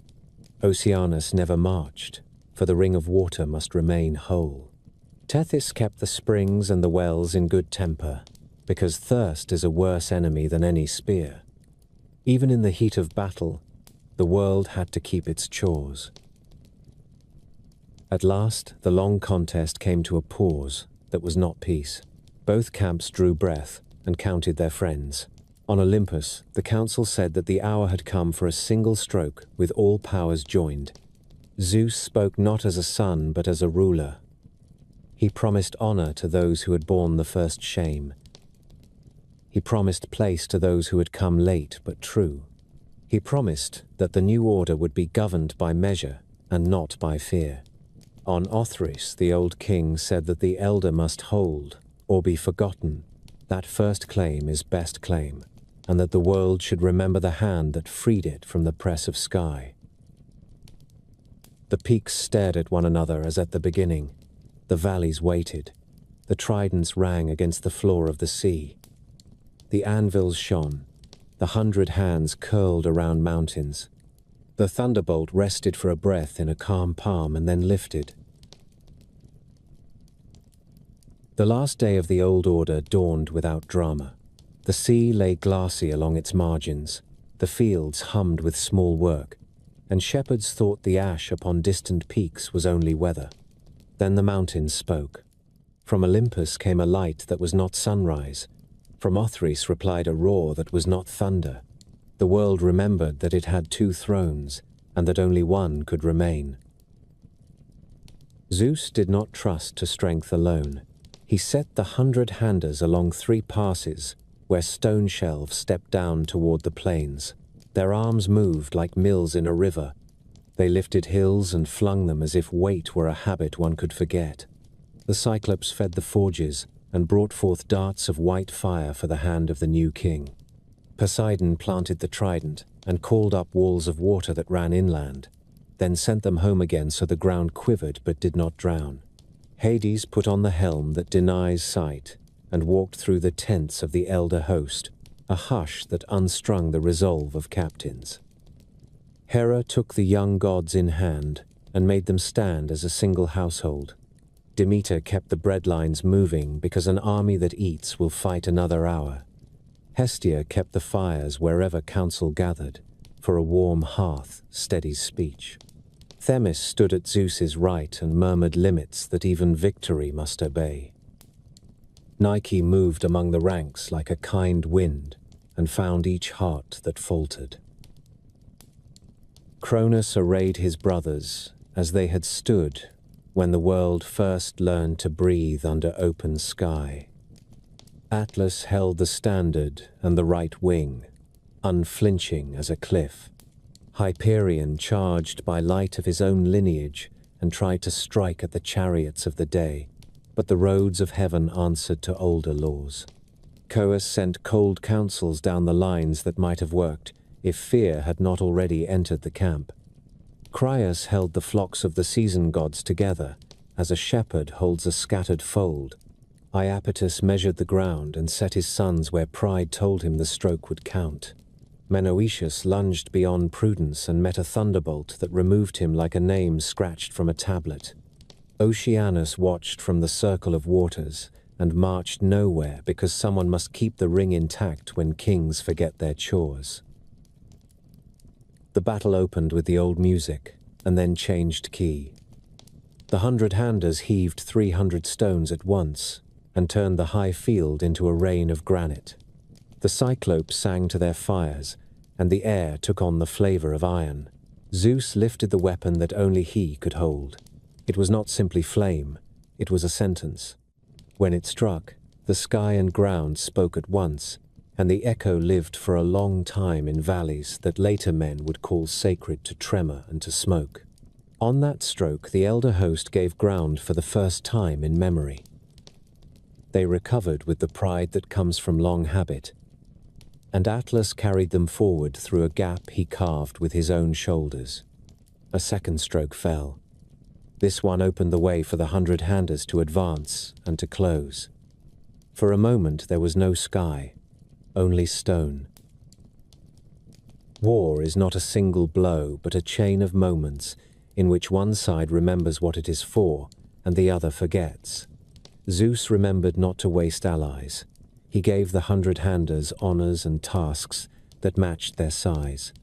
He listened to Prometheus, who whispered of weakness in walls and of alliances that pride would not think to make. He sent Hermes along paths between fires, and messages arrived while they still mattered. He obeyed Themis and spared messengers, so that even enemies could speak when speaking would save needless deaths. Cronus remembered only that he had once risen by a single cut. He tried to rule a long battle with the habit of a quick hand. By mid-battle, the ground itself seemed to lean north. A river that had never altered its bed wandered and then returned, as if Oceanus had shaken his head and told it to behave. Forests that had stood since the first spring shed their crowns. A ridge cracked, and a new pass opened where none had ever been. These scars became the lessons of later guides, who told travelers that a god once walked here and pressed his heel too hard. The Greeks who told these stories did not need maps to understand them. They read the land as a book of decisions. At last, Cronus called for a final stand along the spine of Othrys where the old oaths had been sworn. The Titans stood shoulder to shoulder and sang of first days when they had lifted the sky. The sound moved even the young gods, who marveled that their elders had been builders before they became jailers.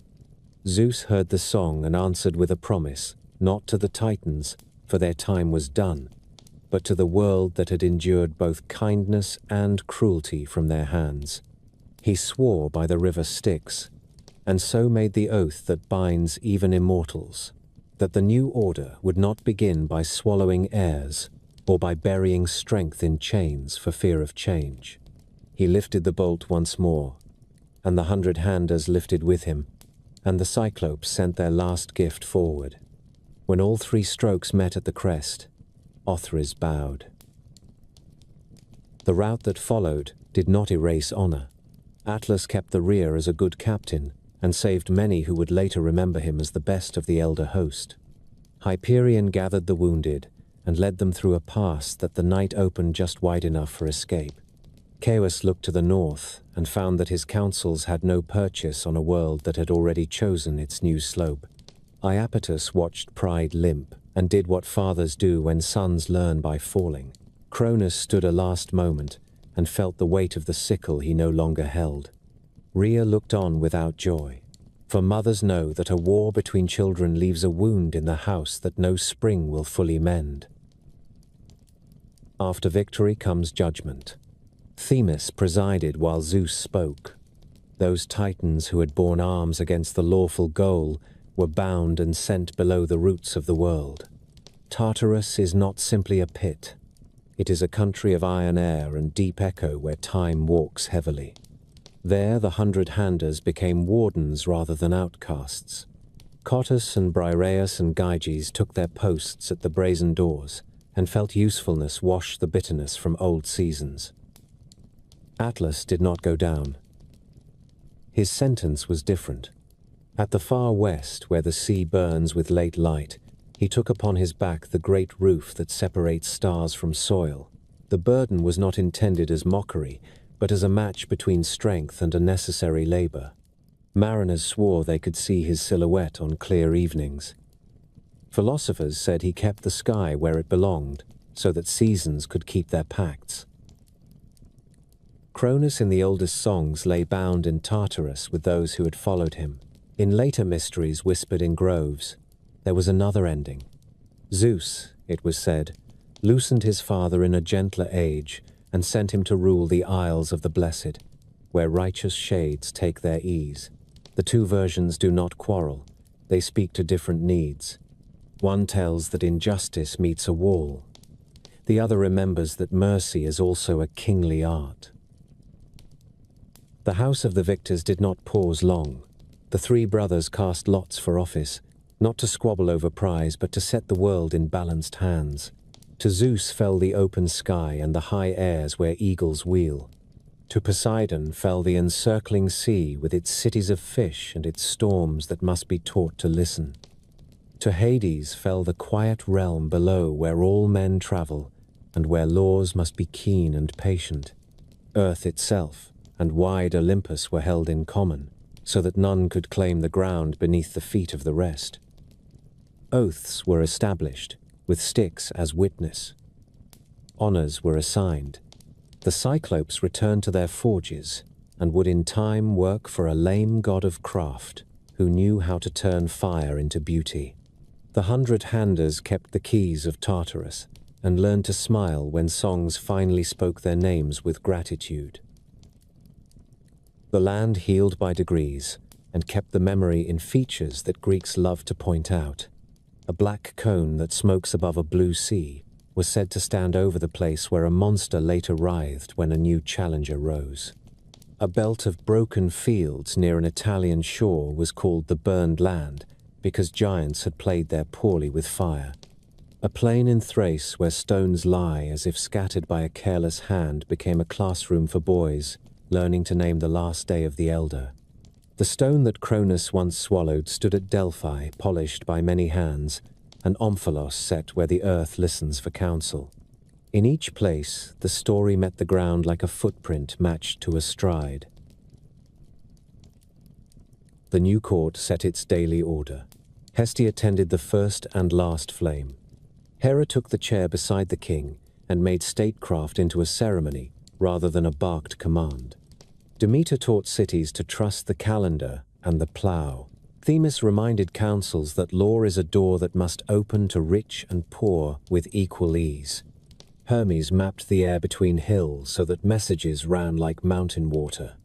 Athene was not yet born in these first days, but the habit of craft and clear thought grew in the house because Zeus had learned from war that victory without reason is a brief guest. There was laughter on Olympus for the first time, like music at a wedding after a funeral, a sound made sweeter by the memory of noise that had served no one. As for the defeated, they were not erased.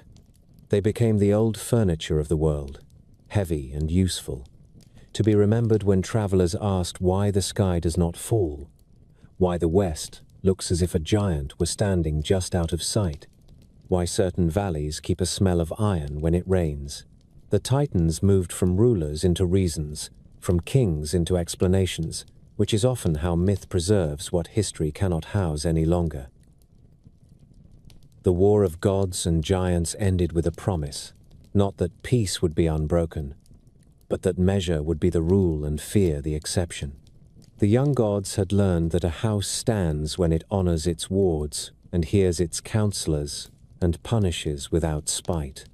The world had learned that first power is not best power, and that age must make room when the work requires new hands. In later years, another rising of earthborn giants would trouble this order and teach the Olympians that victory must be renewed as often as pride forgets it. For now, the peaks stood quiet. The rivers remembered their beds, and men on the plains slept without looking over their shoulders. If you sail the ragged edge of the northwest coast, the Atlantic lifts its shoulders and breaks itself in white rooms of spray against black rock. Out beyond the mainland lies Tory Island, a ledge of stone that holds the wind like an oath. The storytellers of Donegal said there stood a fortress whose tower took the first assault of every storm. They called it the stronghold of Conand, a Fomorian lord, and they named other sea kings who came and went with the tide. From those doors the dark ships moved out across a green and difficult sea, and the islanders on the coast learned to watch the horizon as if it were a courtroom where judgments were read in weather. The Fomorians were remembered as a people of the deep margin, a race of giants and monsters who came from under wave and from shadow. Some had one eye, or one arm, or one leg, a body language of the unnatural that the old poets used to show that these neighbors were not of the bright world. Others were fair and kingly, and could speak sweetly when it served them. They brought tribute laws in their wake. They demanded service without covenant. In the oldest accounts of invasions and settlements, when the Partholonians and then the Nemedians fought to keep their new farms, the Fomorians came as tax gatherers backed by the weight of storms. The tribute they levied was not a polite tenth. It was 2 parts in 3 of grain and milk, and of every new child at the turning of the year. The day named for that settlement was Samhain, when the year itself stands at a doorway where the living and the dead exchange glances. To the Nemedians, it became a date of dread. They loaded boats and carts and walked under a sky that looked away. The tower on Tory took these payments and sent them inland. For a time, the hardship was endured in silence. Then famine made silence impossible. Nemd had died in plague, and the leaders of the people bore their fear as best they could. But hunger is a seditious counselor. The Nemedians gathered a fleet and made for the island. They reached the walls and set flame to the house of Conand. The victory was brief. Another Fomorian captain named Mork came up with fresh ships and a wind that favored his side. He fought the Nemedians at sea, and the sea fought with him. Water rose upon water, and their vessels foundered. Those who survived fled in many directions. In the annals, this disaster sits like a stone dropped into a bowl. Circles move out from it that will trouble the island for a long time. Centuries later, when a new people called the Tuatha De Danann came to Ireland with craft and music and the knowledge of bright metals, the memory of the Sea Kings still hung on the coasts like salt in the air. The newcomers were not farmers alone. They were smiths and healers and poets, the kind of folk who make a hill a hall and a ford a place of treaty. They met an earlier inhabitant called the Firbolg upon the plain of Mag Tuath in the west and won the day, though their king Nuada lost his sword arm to a champion named Sreng. A king without wholeness could not sit, so Nuada stepped aside, and the Tuatha chose a new ruler, whose lineage crossed the border between bright and dark. His name was Brez. His father was a Fomorian lord. In him, the sea and the sun shook hands. At first, this choice seemed a master stroke. A king born of two houses might keep peace between them. It did not happen. Brez admired the discipline of the Sea Kings and brought it into the hall. He set tribute lists that read like nets. He summoned bands of Fomorian soldiers to garrison the roads. He required the chiefs of the Tuatha to labor like servants and measured generosity by the pinch of the salt cellar rather than by the breadth of a lordly dish. There is a telling image in the old tale. A poet came, as poets did, to test the honor of the king, and was sent away hungry. In that age, satire was not a game. It was a judgment. Brez earned a song that stained his name, and a song could undo a reign as surely as a spear point. Under Brez, the island felt again the weight of the sea. Levies of butter and bacon and cattle marched east toward the ships. Fomorian stewards stood in doorways and counted with dry voices while mothers stood silent by the hearth. The forge fires of the Tuatha guttered as metal flowed into tribute chains instead of into gifts and plowshares. The young learned to lower their eyes in the presence of soldiers who did not speak their tongue. Markets thinned.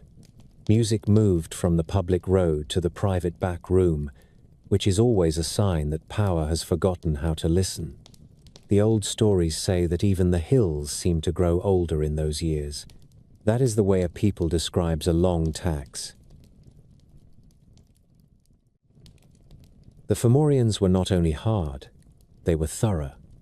Their lords had names that traveled the island on bitter winds. There was Indek of the Domnan, a king who loved the counting of spoils more than the sound of song. There was Bala from the Northern Isle, whose single eye opened with a weight of lids and whose gaze brought ruin upon what it fell. The fishermen said that when the eye opened, no boat could right itself if it had not already reached the lee of a friendly headland. In halls far from the coast, there were Fomorians whose manners were smooth and whose promises had the sheen of oil. Trade was their language for a season, and then the bill was presented in winter when barrels were already light. That, too, is a form of force. The Tuatha De Danann were not without statecraft. While Brez ruled, Nuada's arm was remade by the smiths. A hand of shining metal took the place of what battle had taken. It worked, and it served, and it carried a moral the whole island could read. Craft can heal what war has torn. With that sign in the hall, the nobles judged that the old king could sit again. Brez was deposed. He went to his mother and sought safe passage to the camp of his father's people. The Fomorians received him with courtesy. He asked for help to reclaim his seat. They agreed, but their help was not a private matter.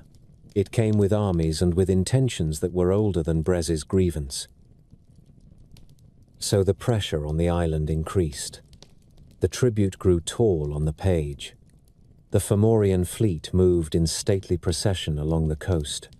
On Tori and on other hard islands, fires were lit for signals and for celebrations that the mainland did not applaud. Inland, the harvest was measured by hands that did not know the names of the fields. A winter of discouragement spread through the houses of the Tuatha. They were a people of skill and of art, yet the lines of their poems ran dry when a king closed the door on a hungry singer. It is in small scenes that a culture learns the size of its captivity. There are stories within these years that scholars argue over as to order and weight, but their music is consistent. The Fomorians stood for the untamed sea, and for the taxes that an untamed sea can collect from a coast unready to resist it. They stood for blight on pasture, and for a storm that ruins the hay in the week before the wagons come. They stood for foreign garrisons, and for the sound of an overseer's staff on a threshold that used to welcome friends. Against them, the Tuatha stood for the bright arts that make a land a home. The island is the stage. Tribute is the rope. Pride is the knot. The faces are human enough that the myth never feels like a cardboard play. Brez can be clever and yet ungenerous. Indek can keep order and yet spoil a people. Balor can be a grandfather as well as a curse. Even the Sea Kings are complicated, which is why the story holds. The oppression reached a point where accounts had to be settled in a way both sides could understand. The Tuatha had in their keeping a young champion whose story crossed cattle paths and mountain passes in a web of fosterage that bound the island. He had been hidden once, as great things often are, because of a dark prophecy in a northern house. He had learned many crafts and spoke their languages. He came to the hall of Nuada and stood before the old king with a brightness that made the courtiers squint. His name was Lu. By courtesy, he was accepted into the company that would plan the answer to tribute. By right, he would soon lead it. You can still walk the plain where the reckoning was made. In Sligo, the fields of Moytura lie under a weather that changes without apology. Stones stand where the line once formed. The hills around hold names that preserve the old conversation. The second battle of Magtwyred would not be simply a clash of strength. It would be the moment when a people asked whether art and law and welcome have the right to drive back fear and hunger. The Fomorians had ruled by sea and by levy. The Tuatha would answer by craft and by courage. In that readiness, the island held its breath once more. On the eve of the reckoning, the west lay under a restless sky. Clouds travelled in ranks over Sligo, and the wind braided itself along the ridges above Lough Arrow. The Tuatha camped among low stone circles that seemed older than memory, and set their cook fires in bowls of rock where rain had once pooled. Messengers came and went between the tents of craftsmen and the quarters of chiefs. They carried not only orders, but plans that reached from forge to field, for this was to be a war of art as much as a war of strength. Lu had arrived at the court long before the banners were raised. The tale of his first day among the Tuatha is a parable that every Irish storyteller keeps. At the door, he named his gifts one by one. He said he was smith and poet, harper and historian, warrior and sorcerer, chess player and builder, physician and good judge. The doorkeeper answered each claim with the name of a master already in the hall. At the end, Lu smiled and asked whether there was anyone who possessed all of these at once. There was not. He was admitted, and by that test he became the bright hinge of a people that prized every skill and was learning to weave them together. On the high ground, the war council looked like a market of genius. Goibniu, the smith, weighed spearheads and swore that any weapon from his bench would never miss and would never dull. Luch to the right measured hafts and chariot rails as if the world were a great loom. Credney, the brazier, poured bronze into fine seams and set rivets that sang when tapped. Dian checked, the physician marked out a spring to be their well of healing and laid herbs upon its stone lip. Ogma, the strong man and maker of letters, paced, restless and ready to bear either banner or fallen friend. The Dagda, great in appetite and generous in hope, hauled his huge club along the edge of the water, and then leaned upon it like a farmer who has finished his last furrow. The Morrigan moved like a shadow among them all, a woman both dread and dear, whose words could lift a heart or harden it. On the night before the battle, the Dagda met her at a ford of the river Unshin. She promised that the land would fight for them if the men would do their part. While the dark held, she crossed the streams like a heron and laid spells upon the ground. The Fomorians came in by sea with the clean discipline of a nation of tides. Their ships sat low with armor and tribute. On Tory Island, fires were kept to mark their progress, and the watchtowers along the northern coast answered in light. In their ranks marched Indek of the Domnan with his hoarders and counters, the son of Elatha with his smooth words, and above all, Balor of the stronghold at the sea edge, the one-eyed king whose lid was so heavy that men lifted it with cords. When the lid rose, fields withered and companies broke. It was said that he was grandfather to the young champion in the Tuatha camp, which in myth often makes the stage both smaller and more terrible. At Moytura, the ground keeps its own record. Low cairns stand where men like to point and say that the lines formed here and here. The Tuatha set their ranks with spears given rhythm by Luchta, and edge by Credni, and fate by Goibniu. The healing well stood behind the line, and over it, Dain Checht chanted with his kin. Wounded warriors were lowered into the spring and rose ready to fight again. When the Fomorians learned of this fountain, they sent men to fill it with stones, and in the struggle for that little circle of water one can read the larger war. It was an argument about whether craft and care could keep a people whole against hunger and fear. The first shock favored the Sea Kings. Their companies advanced in blocks that took the light out of the morning. The Tuatha bent under the weight, and then held. Nuada, the king with the silver hand, moved at the center with a grace that made men think of harvest and justice. Near him, Lu watched and learned, for he knew that there is a kind of command that listens before it speaks. The Dagda swung his club and shouted comfort down the line. Ogma hurled himself where the press was worst and carved space with his arms. The Morrigan's cry rose above the clangor and turned the hearts of tired men into iron. When the Fomorians pushed near the well, Dain Checht stood above it and fought like a man who guards a gate in winter.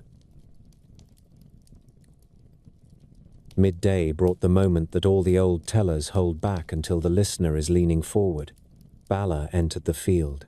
Servants lifted the lid of his eye with straps. When it opened, the grass whispered and lay flat. Companies that had not learned to stand in faith or in stubbornness faltered and ran. Nuada met the ruin head-on. He lifted his blade and steadied the center as a shepherd steadies a flock when wind tugs at the hill. The Iron King struck. Nuada fell. For a breath the war wavered, and a hush laid a hand upon the two camps. Then Lu moved. He did not shout. He passed down the front rank and laid a word from craft to craft. To the smith he spoke of the balance of the blade, and to the harper of the lift in a melody that makes courage walk farther than fear thinks possible. He took his place where Nuada had stood. Accounts differ about the weapon he raised. Some say it was a sling stone guided by a mind that never missed. Some say it was a spear so eager for blood that it had to be bathed in a cauldron to calm it. What matters is the aim. Lu faced his grandfather and waited until the cords pulled and the lid rose. Then he cast. The stone flew or the spear leaped. It struck the evil eye and drove it backward through the skull so that its deadly light fell upon the Fomorian host behind. Panic tore their ranks. Men who had never known doubt learned it in a heartbeat. The sea seemed to move inland. The Tuatha surged as if a rope had snapped that had held them back since the first levy was demanded. Ogma grappled Indek and brought him down in a wrestling that sounded like trees breaking in a winter gale. The Dagda laid about him and sent captains flying from a blow that smote one way and healed another, for one end of that great club killed, and the other recalled life. The Morrigans strode the field with hair like a storm and promised victory in a voice that horses understood. She cried that the land would be fruitful and that the cows would give milk, a prophecy that reads like a treaty between people and pasture. When the fighting ebbed, the Fomorian line broke. Some fled to the shore and found the water cold to friends who had ruled it so long. Some asked for quarter and were spared when wisdom overruled rage. Brez was taken. He begged for his life. Lu gave it on terms that turned the victory into a harvest. "Teach us," he said, "the secrets that keep a land alive. At what time should we plow? At what time should we sow? At what time should we reap? So that there will be bread in winter and pasture in spring." Brez answered, "For even kings who rule by levy know the craft by which farmers live." He taught the calendar of work and the measures of a generous field. In that bargain, one hears the Tuatha choosing the kind of rule they wish to set. Tribute would be gathered to the common good, not to the hunger of a foreign hall. The dead were honored. The silver hand of Nuada was laid upon a stone, and men wept for a king who had made law a friend. The wounded were brought again to the spring, and the last cups of healing were poured. Lu stood upon a mound and spoke the words that match victory to restraint. He offered thanks to the craftsmen without whom no battle could have been won. He praised the poets, for they had kept a spark alive when Brez let the hall go dark. He saluted the women who had kept stores and guarded children while men were away. He spoke to the land as if to a queen, and promised that the new rule would honor her. In the days that followed, the Fomorians withdrew beyond the edge of ordinary reach. They did not vanish. No old force ever does. They remained in the stories of sudden storms, and in the caution that fishermen teach their sons when they show them how to watch the tide. The Tuatha set their seat at Tara and at other royal hills. Music returned to the road. Smiths worked for the joy of finishing a blade that would cut well and be put away when the field called. The poets had more than hunger to sing about. They had a pattern to praise. When the year turned to Samhain, the people brought gifts to the gods by choice and not by command. Fires were lit on hilltops as a sign of welcome, not as a sign of fear. The plain of Moytura still lies open to the wind. On some evenings, the light over Lough Arrow looks like the memory of 1,000 bright shields set at rest. If you walk there and put your hand on the old stones, you can feel the hum of a lesson that outlived the war.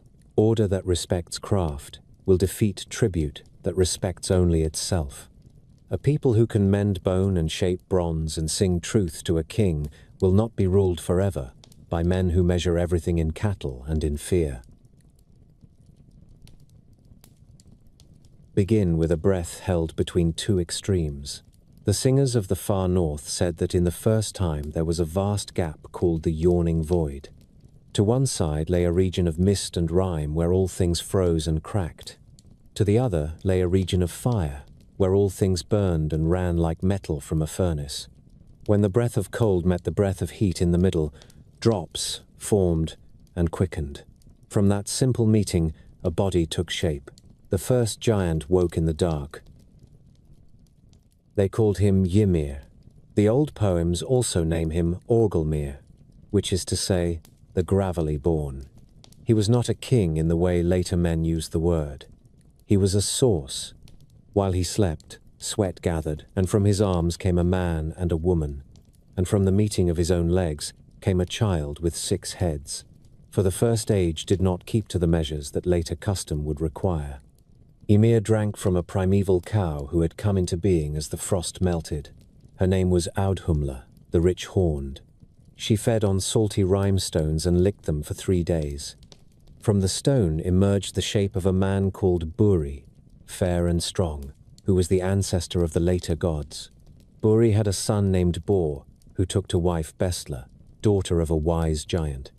From them came 3 brothers whose names are spoken at the beginning of many stories: Odin, Vili, V.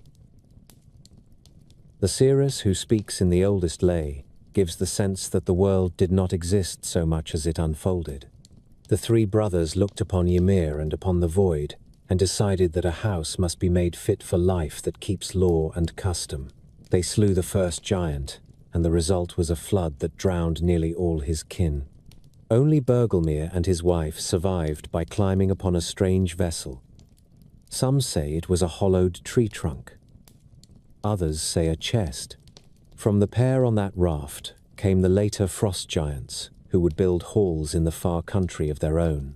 The body of Ymir became the shape of the world we know. His flesh was set as the earth. His blood became the sea that girdles the lands and fills their fjords. His bones stood as mountains. His teeth and broken bones became stones. His skull was raised as the sky, and under it the brothers placed 4 dwarfs at the corners to hold it up. Their names were North and South and East and West, so that the roof would remember its directions. Stars were needed. The brothers seized sparks that flew from the fireland and scattered them across the inner surface of the sky. The sun and the moon were set on courses and given keepers. The chariot of the sun was driven by a maiden whom some called Sol. Her brother Mani guided the moon. 2 wolves chased them across the sky each day and night, which is why the race never ends, and why the world never forgets that even light must keep running.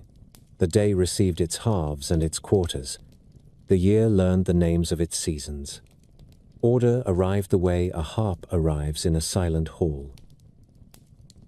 The brothers raised a town for themselves in a high place and called it the enclosure of the gods. They fenced the middle world against the outer world with the eyebrows of Ymir, a detail that is both odd and exact, since brows shelter vision and keep the weather from blinding the eyes. They took a pair of fallen trees on a sea strand and made the first humans. The names given to them were Ask and Embla. Odin gave breath. Vili gave sense and movement. V gave speech and sight and warmth, and a color to the face that shows feeling. The first pair opened their eyes upon a coast where the wind spoke 2 languages at once. They stood between the high town of the gods and the far halls of the giants, and they learned quickly that this is what it means to be human. Beneath and beyond the ordered world stood the world tree. Its roots sank deep into 3 regions. One root reached the land of frost and shadow, where ancient waters flow, and where an old wisdom lies in a well, watched by a keeper with a price. Another route reached the land of the gods, where a clear well is tended by 3 maidens who watch the fates of men and of gods, and pour water over the tree so that its bark remains fresh.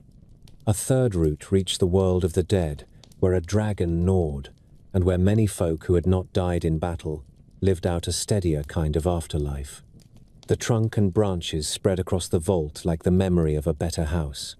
A bridge, like a rainbow, arched between the high town and the world below. It burned a little for its own protection. Not every visitor should cross. Not every guest should return. The dwarfs were given a place under hills and in stones. The tale says that they first appeared as little lives in the flesh of Ymir, and that the gods gave them shape and sense and a craft that few could match. They learned to speak to metals as friends. They learned to bind powers into rings and spears and chains that no hand could break unless the maker allowed it. Many of their names read like jokes made by miners after a long shift, which is a good reminder that even in the older stages there was work and there was laughter. Elves also appear in the poems, bright ones that live in light, and dark ones that keep to shadow. The singers are not in a hurry to explain them. They let the listener feel their presence like a cool draft from a door that someone has left ajar. The giants who remained after the flood were not erased. They built halls in a rough land beyond rivers that remember their banks and winds that keep their lanes. They kept old laws that were stern and sometimes kind. Some of them taught the gods secrets that the first family had not yet learned. Odin went to great teachers and traded comfort for knowledge. He hung on a tree to win the runes and paid for a drink from the deep well with an eye. These details matter because they prove that the gods were never entirely separate from the older race. A marriage was made now and then. A friendship was struck now and then. A grudge was nursed far too often. The world of the North is full of doors that open both ways. We should notice how this creation story keeps the feel of a workshop more than the feel of a throne room. The earth is not spoken into being. It is built. The parts are named with a joiner's pride. The first people are fashioned by hand. Time itself is tailored. Even the sky rests on 4 helpers who have names rather than on a word alone. This is why the saga of the giants in the north feels like a memory of neighbors rather than a sermon about strangers. The gods were younger but not altogether youthful. The giants were older but not altogether past. The meeting of their houses would take the shape of feasts, of matches, of contests, and of a final battle that every child heard before they knew the names of all the months. One last image belongs here because it governs the mood of the age. The skull of the first giant is the sky. The sea is his blood. Mountains are his bones. People walk upon a body that once drew breath. There is a tenderness in this harshness. It tells that the world we inhabit is built from what came before, and that the price of our order was the ending of an earlier life. It also whispers that the earlier life is not gone. Giants still send guests to the high town. Gods still cross the bridge into the far halls. The world is a fence, not a wall. In the quiet after the building, the wolves chase the chariots of light. The dwarfs work under stone. The first pair of humans tend their shore, and giants in distant halls tell their own early stories. For a time, the balance holds. For a time, the north keeps time by winters, and the last story begins with a winter that does not end. Snow falls through one harvest and does not melt. Wolves come close to byres in noon light. Brothers quarrel over bread with a fury that should be saved for enemies, and fathers forget old laws. Poets call this the Great Winter. It is said to last 3 long years with no summer between, and in those years courtesy thins and oaths grow brittle. The sky remembers its own omens. A red cock crows among the halls of the gods. Another cries in the land of the giants. A third bawls in the realm of the dead. The tree that holds the worlds shivers down its bark as if a wind from before creation had passed over it. Loki has long been bound in a cavern for the harm he has done. A serpent hangs above him and drips venom, and his wife holds a bowl to catch what might fall upon his face. When she turns to pour the bowl away, the drops strike and his body arches. The earth itself feels those spasms as rumbles. In the last days, the bonds that hold him split like ice in spring. He goes abroad with an old and eager malice. His children are already in their places. One is the great serpent that girdles the middle world. Another is the great wolf that waits for a mouthful of sky. Another is the lady of the low realm, who keeps her house with a stern mercy. Across the far seas, a long black ship comes loose. It is called the nail ship because it is made, the old song says, from the unburied nails of the dead.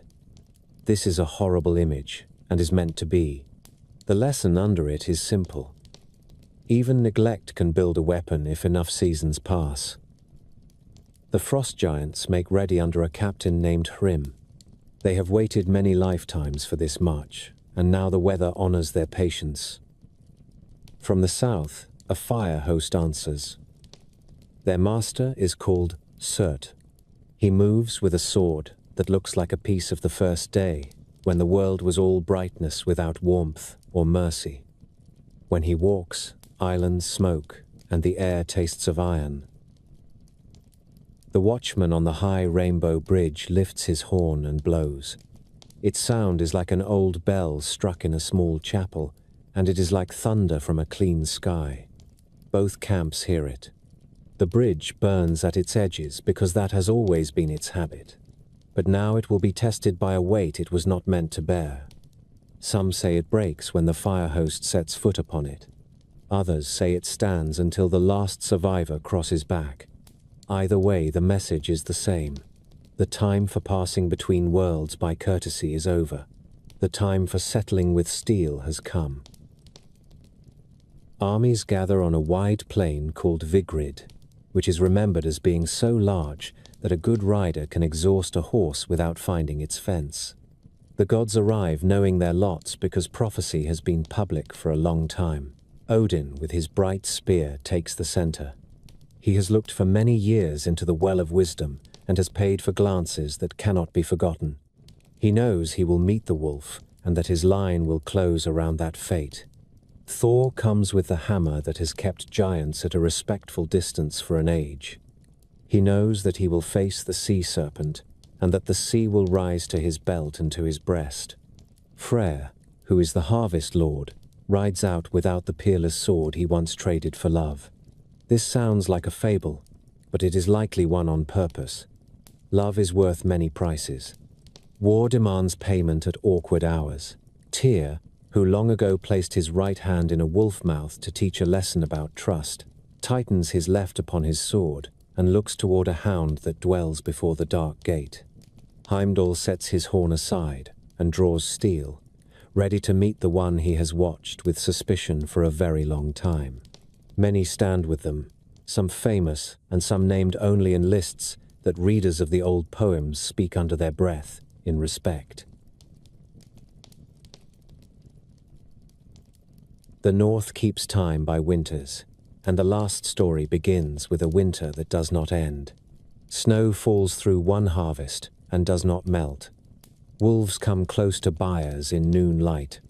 Brothers quarrel over bread with a fury that should be saved for enemies, and fathers forget old laws. Poets call this the Great Winter. It is said to last 3 long years with no summer between, and in those years courtesy thins and oaths grow brittle. The sky remembers its own omens. A red cock crows among the halls of the gods. Another cries in the land of the giants. A third bawls in the realm of the dead. The tree that holds the worlds shivers down its bark as if a wind from before creation had passed over it. Loki has long been bound in a cavern for the harm he has done. A serpent hangs above him and drips venom, and his wife holds a bowl to catch what might fall upon his face.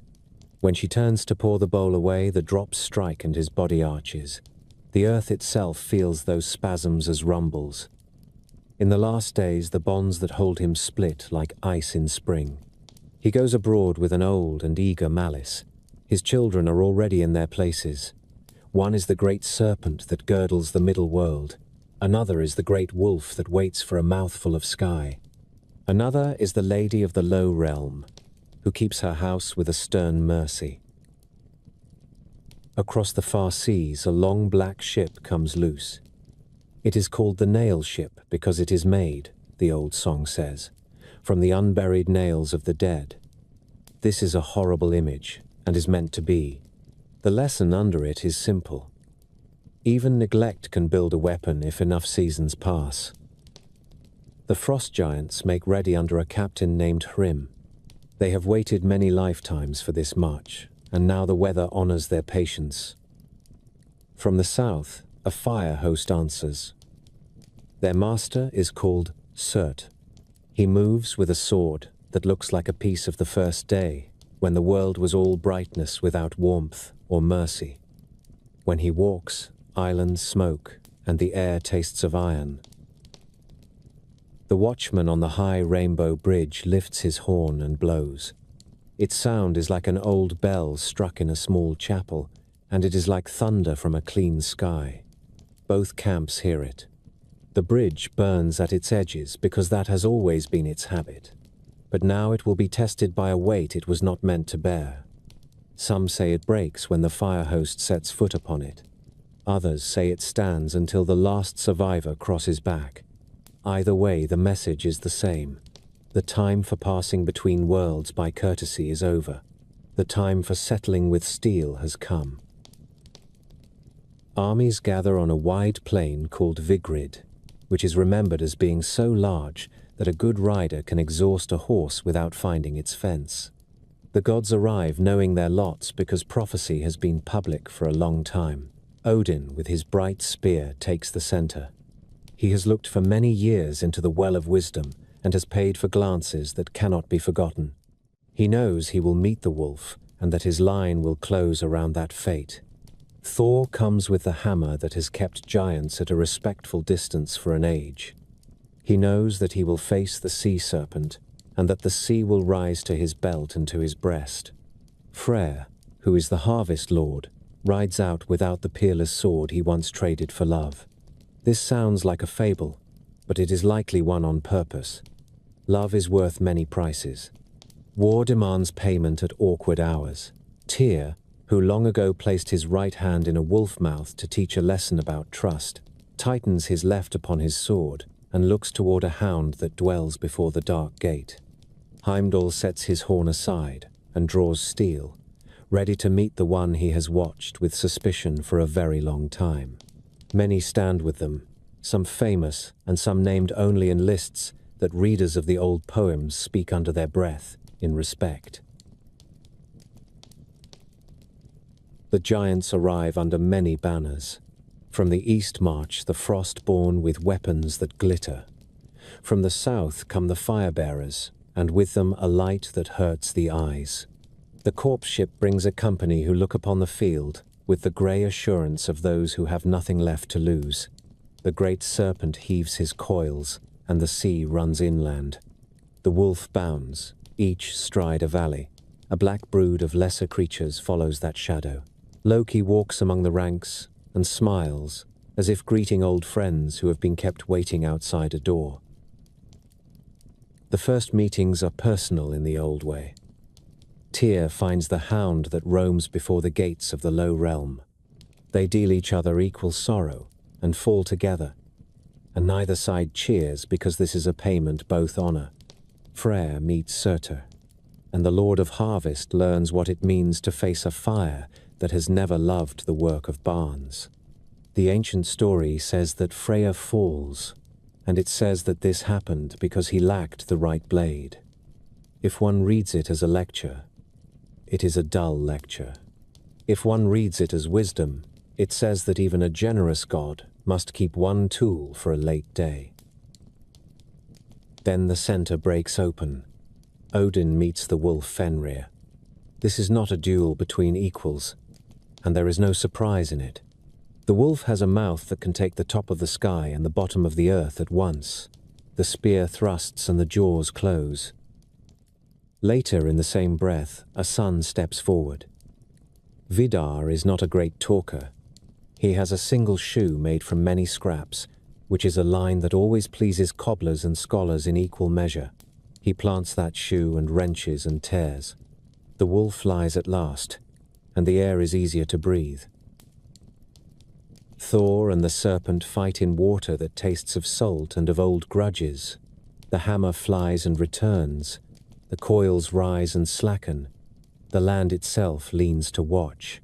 Thor smites the head that has stared at sailors since the first boat hugged a coast. The sea stinks of death. The god takes 9 steps and falls, not to a weapon but to the poison he has breathed in doing the work of his life. The song does not gloat. It writes those 9 steps into the memory of anyone who reads the lines aloud. Elsewhere on the field, 2 watchers find each other. Heimdall and Loki do not trade witty lines. They settle an account that has been open since a feast went wrong and insults grew into a plan that shook houses. They give and take, and both fall. The seeress, who tells this portion of the tale, does not linger. She is more interested in the last visitor. Surtur advances and draws the bright blade. He is not a king in the way Odin is a king. He is a condition. He brings a light that owns sky and field at once, and the world takes fire as dry grass does in high summer. The bridge, if it still stands, falls now. The town of the gods burns. The tree groans, its bark cracking as if a forest were full of invisible woodcutters.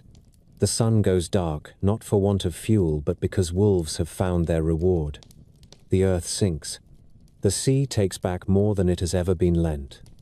A black dragon rises from below with corpses tangled in its claws and wings, and the image is ugly on purpose, so that no one will mistake this for a gentle chapter. Everything ends. Then, everything does not. The old poem that speaks its vision in clear, short lines is not content with ruin. In the quiet that follows, a green thing pushes through ash. The land lifts from the water as if it had been waiting under a sheet. A few gods gather where a hall once stood and speak softly, not with the pride of builders on a first day, but with the gratitude of survivors. Balder returns from the low halls, and with him comes the brother who once struck him down in a story about error and grief. They look upon the ground as men look upon a grave that has at last released its hold.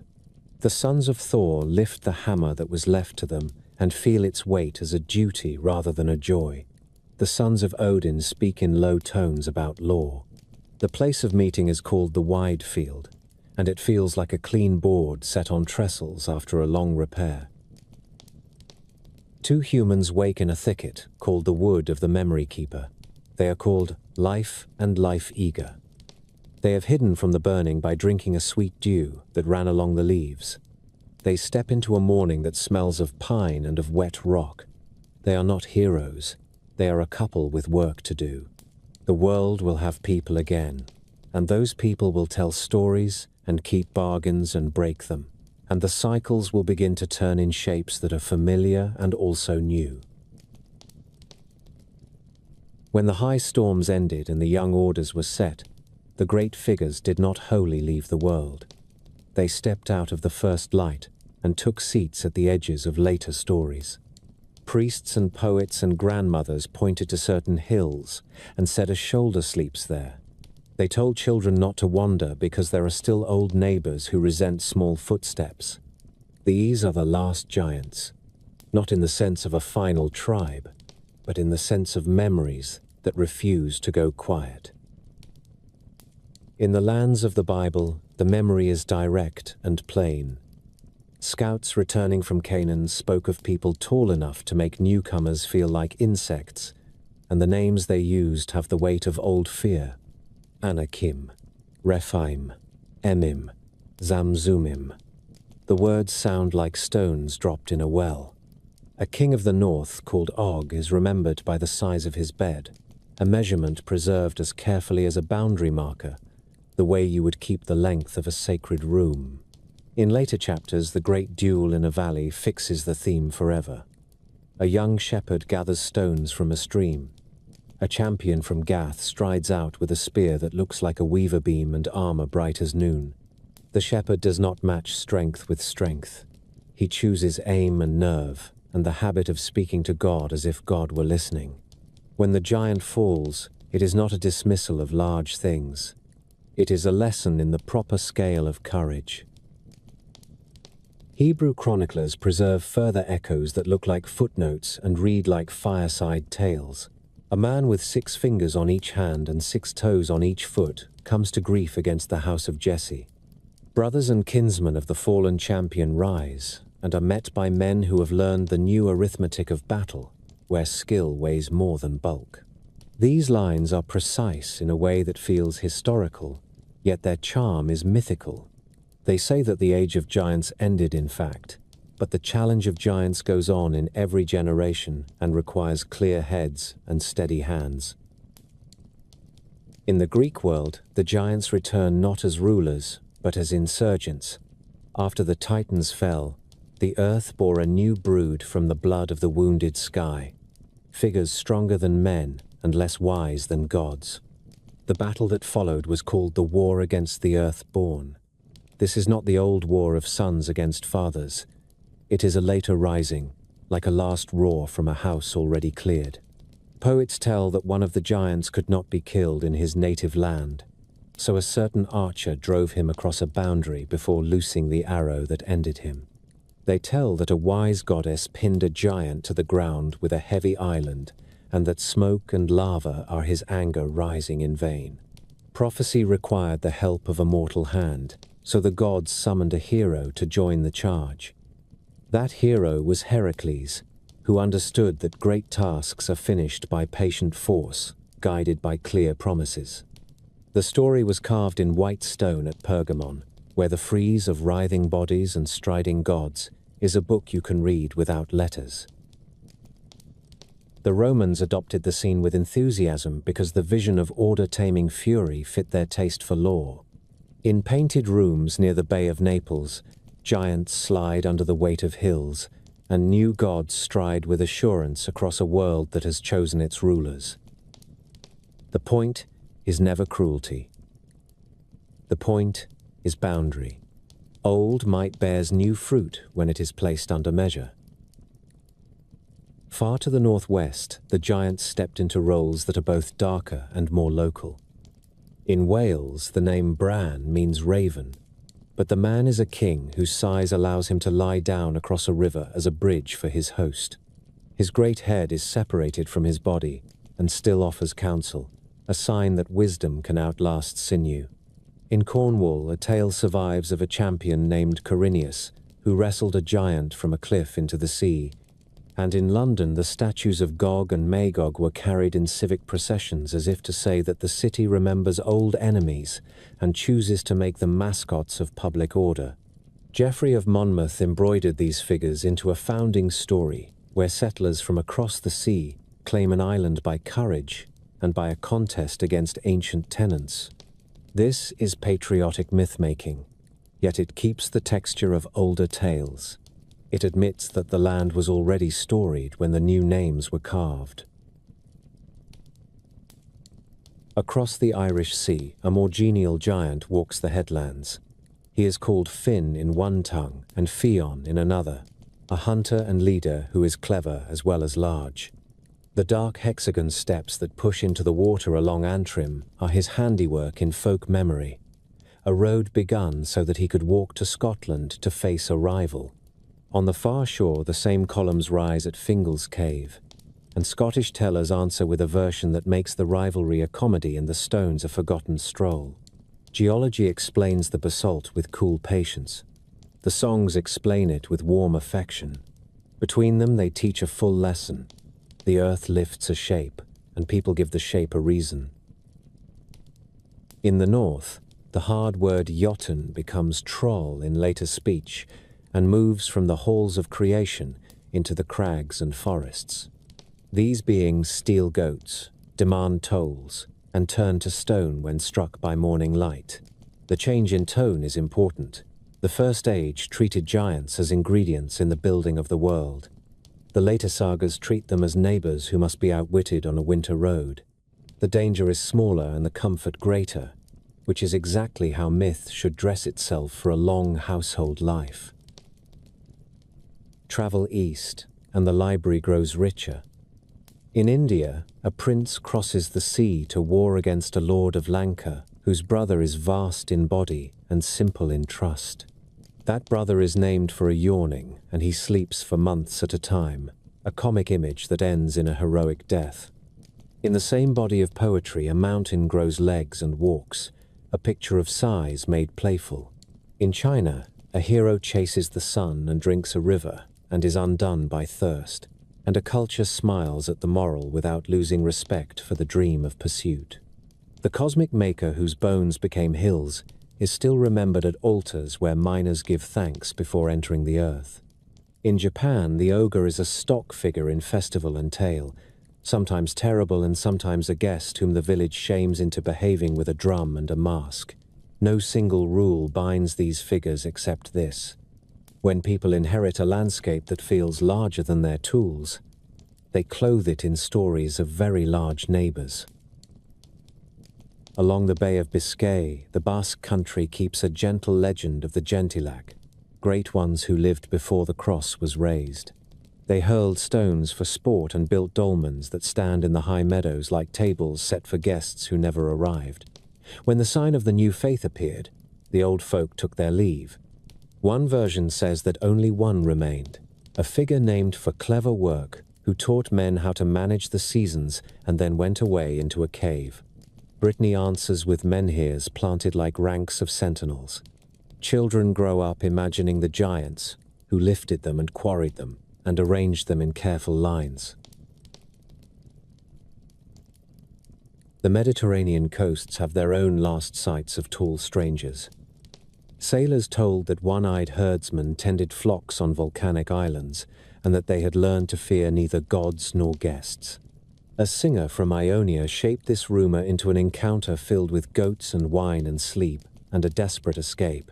The host is defeated not by a stronger arm, but by a word game and a sharpened stake.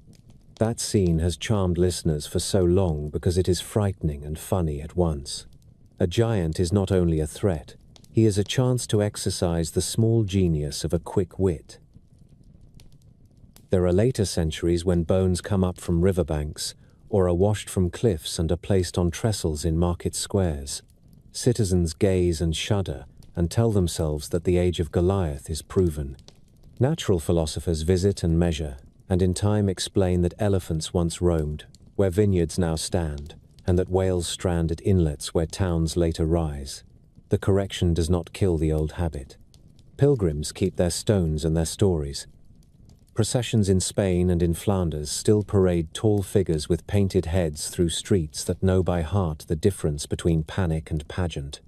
A giant today is a puppet with a grin, a lesson in how to inherit fear and turn it into public play. The late medieval poets turn the lesson into chapbooks for apprentices and into fireside tales for winter. A boy named Jack tricks foolish ogres, and each trick is a parable of wit in service of the weak. A lover in a romance kills a giant at a rocky mount and frees a woman, and the story borrows the prestige of Arthur to lend its tiny victories royal shine. These are not memories of a real race. They are practical ethics in tall shoes. Share your bread, keep your nerve. Pack a length of rope and a good knife. Step softly, look up. From all these remnants a pattern emerges. The giants of the first chapters are beings with a claim upon the world itself. The last giants in legend are beings shaped by the needs of a village to explain odd stones and civic pride, and the desire for a brave boy to bring back a prize. The fall from cosmic to local is not a decline. It is a domestication. It brings a frightening scale into a kitchen where it can be spoken about without tears. It gives adults a way to talk to children about the very large problems that hang over communities, and it gives scholars a way to trace how myth does its long, careful work. Walk a cliff path at evening, and you will see why the tales live. Sea and sky meet in a line that looks like a spine. Basalt steps run out and vanish. A hill lies along a valley, as if it were a shoulder turned towards sleep. Your mind supplies the bodies. Your mind hears a heavy foot still moving somewhere beyond the next headland. The last giants survive because the land refuses to forget the old proportions, and because people like a story that lets them stand at ease in a large place. Set aside the spears and the bright thunder for a moment, and sit with the afterglow. What are these tales for? Why did every coast and valley keep a memory of beings too large for doorways? The answer is not a single key in a single lock. It is a ring with many keys, and each turns in a different door. First, the stories guard a map of beginnings. When a people tells of a time before the present size of things, they are drawing the line where cosmos took shape out of a larger roughness. The Nephilim stand at the edge of the flood story like tall shadows cast by an early Sunday. The Titans write a chapter between sky and earth and the new gods who tame them. The Fomorians brood over a stormy threshold until craft and covenant wrestle the island back. Ymir's great body becomes stone and sea and sky, so that later generations can point to mountains and say, here is the bone of the first. The impulse is the same everywhere. Name the great forces that preceded us. Measure them. Lay them down as a flaw. Second, the tales give language to boundaries. Ancient minds were as practical as they were reverent. They noticed that some crossings are fruitful and some crossings break the house. When watchers come down without warrant and teach knowledge without rule, the world fills with appetite and must be washed clean. When Cronus refuses succession and swallows his heirs, the new age learns that fear of the future is the worst counsel a father can take. When sea kings claim 2/3 of a harvest at the gate of winter, the island understands that tribute without justice is a slow conquest. When gods wed giant brides or share tables with giant in-laws, the poems are honest that kinship can bridge old enmities without abolishing them. The enduring lesson is not a simple condemnation. It is a grammar of scale. Keep the measures that make life possible. Cross only where the road is sound. Third, the giant is a mask for the sublime. Mountains and storms are not persons, yet we remember them better if they are. A titan pinned under a smoking cone explains a natural tremor to shepherds who would otherwise stand and stare. A causeway of black columns looks less like an accident and more like the unfinished work of a neighbor when it is called a road begun by a bold fellow named Finn. A huge erratic boulder dropped by ice becomes the stone, a giant set down to rest his pack. These are not errors of thought. They are homely compliments. They say to the earth that we see your size, and we will speak to you as we speak to one another. Fourth, the stories carry civic memory. The Romans carved the war of gods and giants at Pergamon to display the victory of order over rage. London marched Gog and Magog in city pageants to admit that old enemies can be turned into guardians when the square is brave enough. Irish poets kept the tribute lists of Brez as warnings, the way ledger lines remind a household not to spend seed corn. Even Saturnalia, the joy of a Roman winter, looks back to the mild rule of Saturn and invites a city to rehearse an easier world for a few days each year with gifts and loosened rank. The giant in these moments is not a monster, but a measure of governance. Good rule is the art of taming bigness without breaking it. Fifth, the tales teach an ethics that is older than many law codes and warmer than most sermons. David walking down the valley with a sling is an act of proportional courage. Heracles lending his mortal hand to a divine battle is a model of partnership between strength and duty. Lu, turning a tyrant's plea into a lesson about plowing and sowing, is a charter for prosperity that serves the many. Vidar in a single shoe teaches that savings gathered quietly can pay a sudden debt. Each scene is a parable for daily life. Choose the tool that fits. Keep your promises. Share craft. Ask the land to be your ally before you ask a sword. Sixth, the stories preserve a conversation among cultures that never sat at the same table. A creator slain and shaped into a world appears in the north and in far older Near Eastern fragments. Wars between elder and younger powers rise in Greek song and in Indo-European cousins that speak in different meters. Floods wash away ages on every continent where rivers overtop their banks, and where memory measures ruin not in inches but in generations. The resemblances do not prove a single lost book. They prove that similar skies and similar worries draw minds in similar directions. The parade of giants is a pattern of thinking about change and limit that can be recognized across oceans. Scholars have placed their lamps beside these tales and offered careful approaches.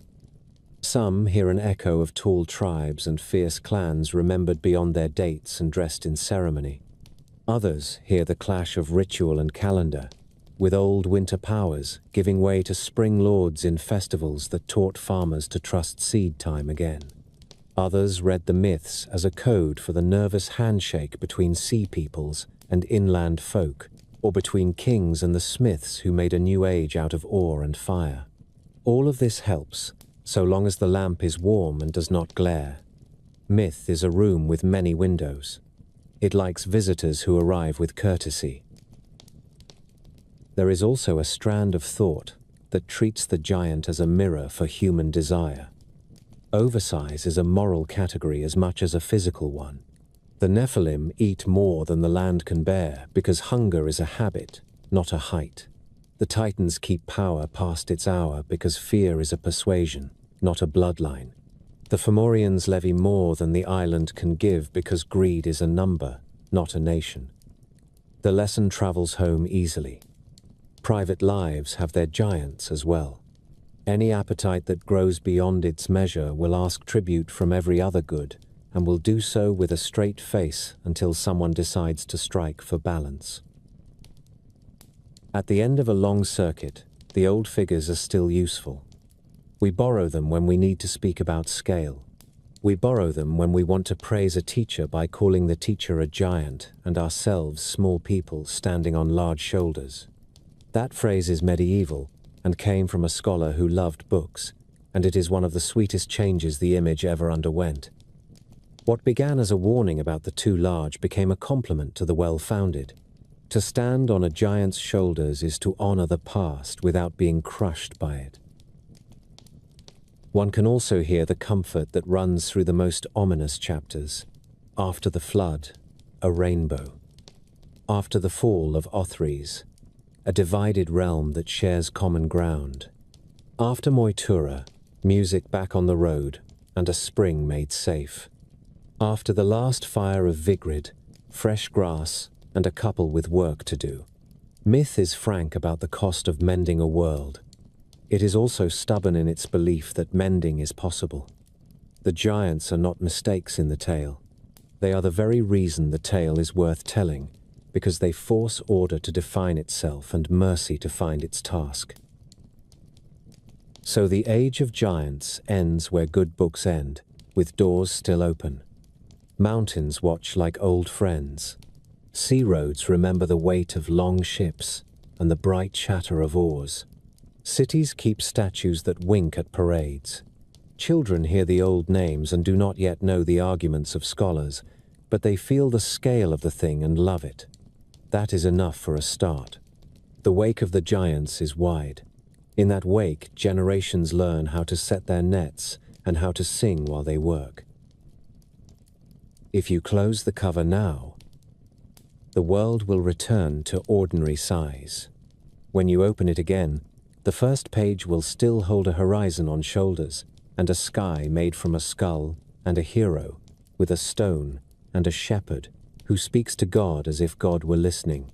The giants will be there, waiting with the patience of hills.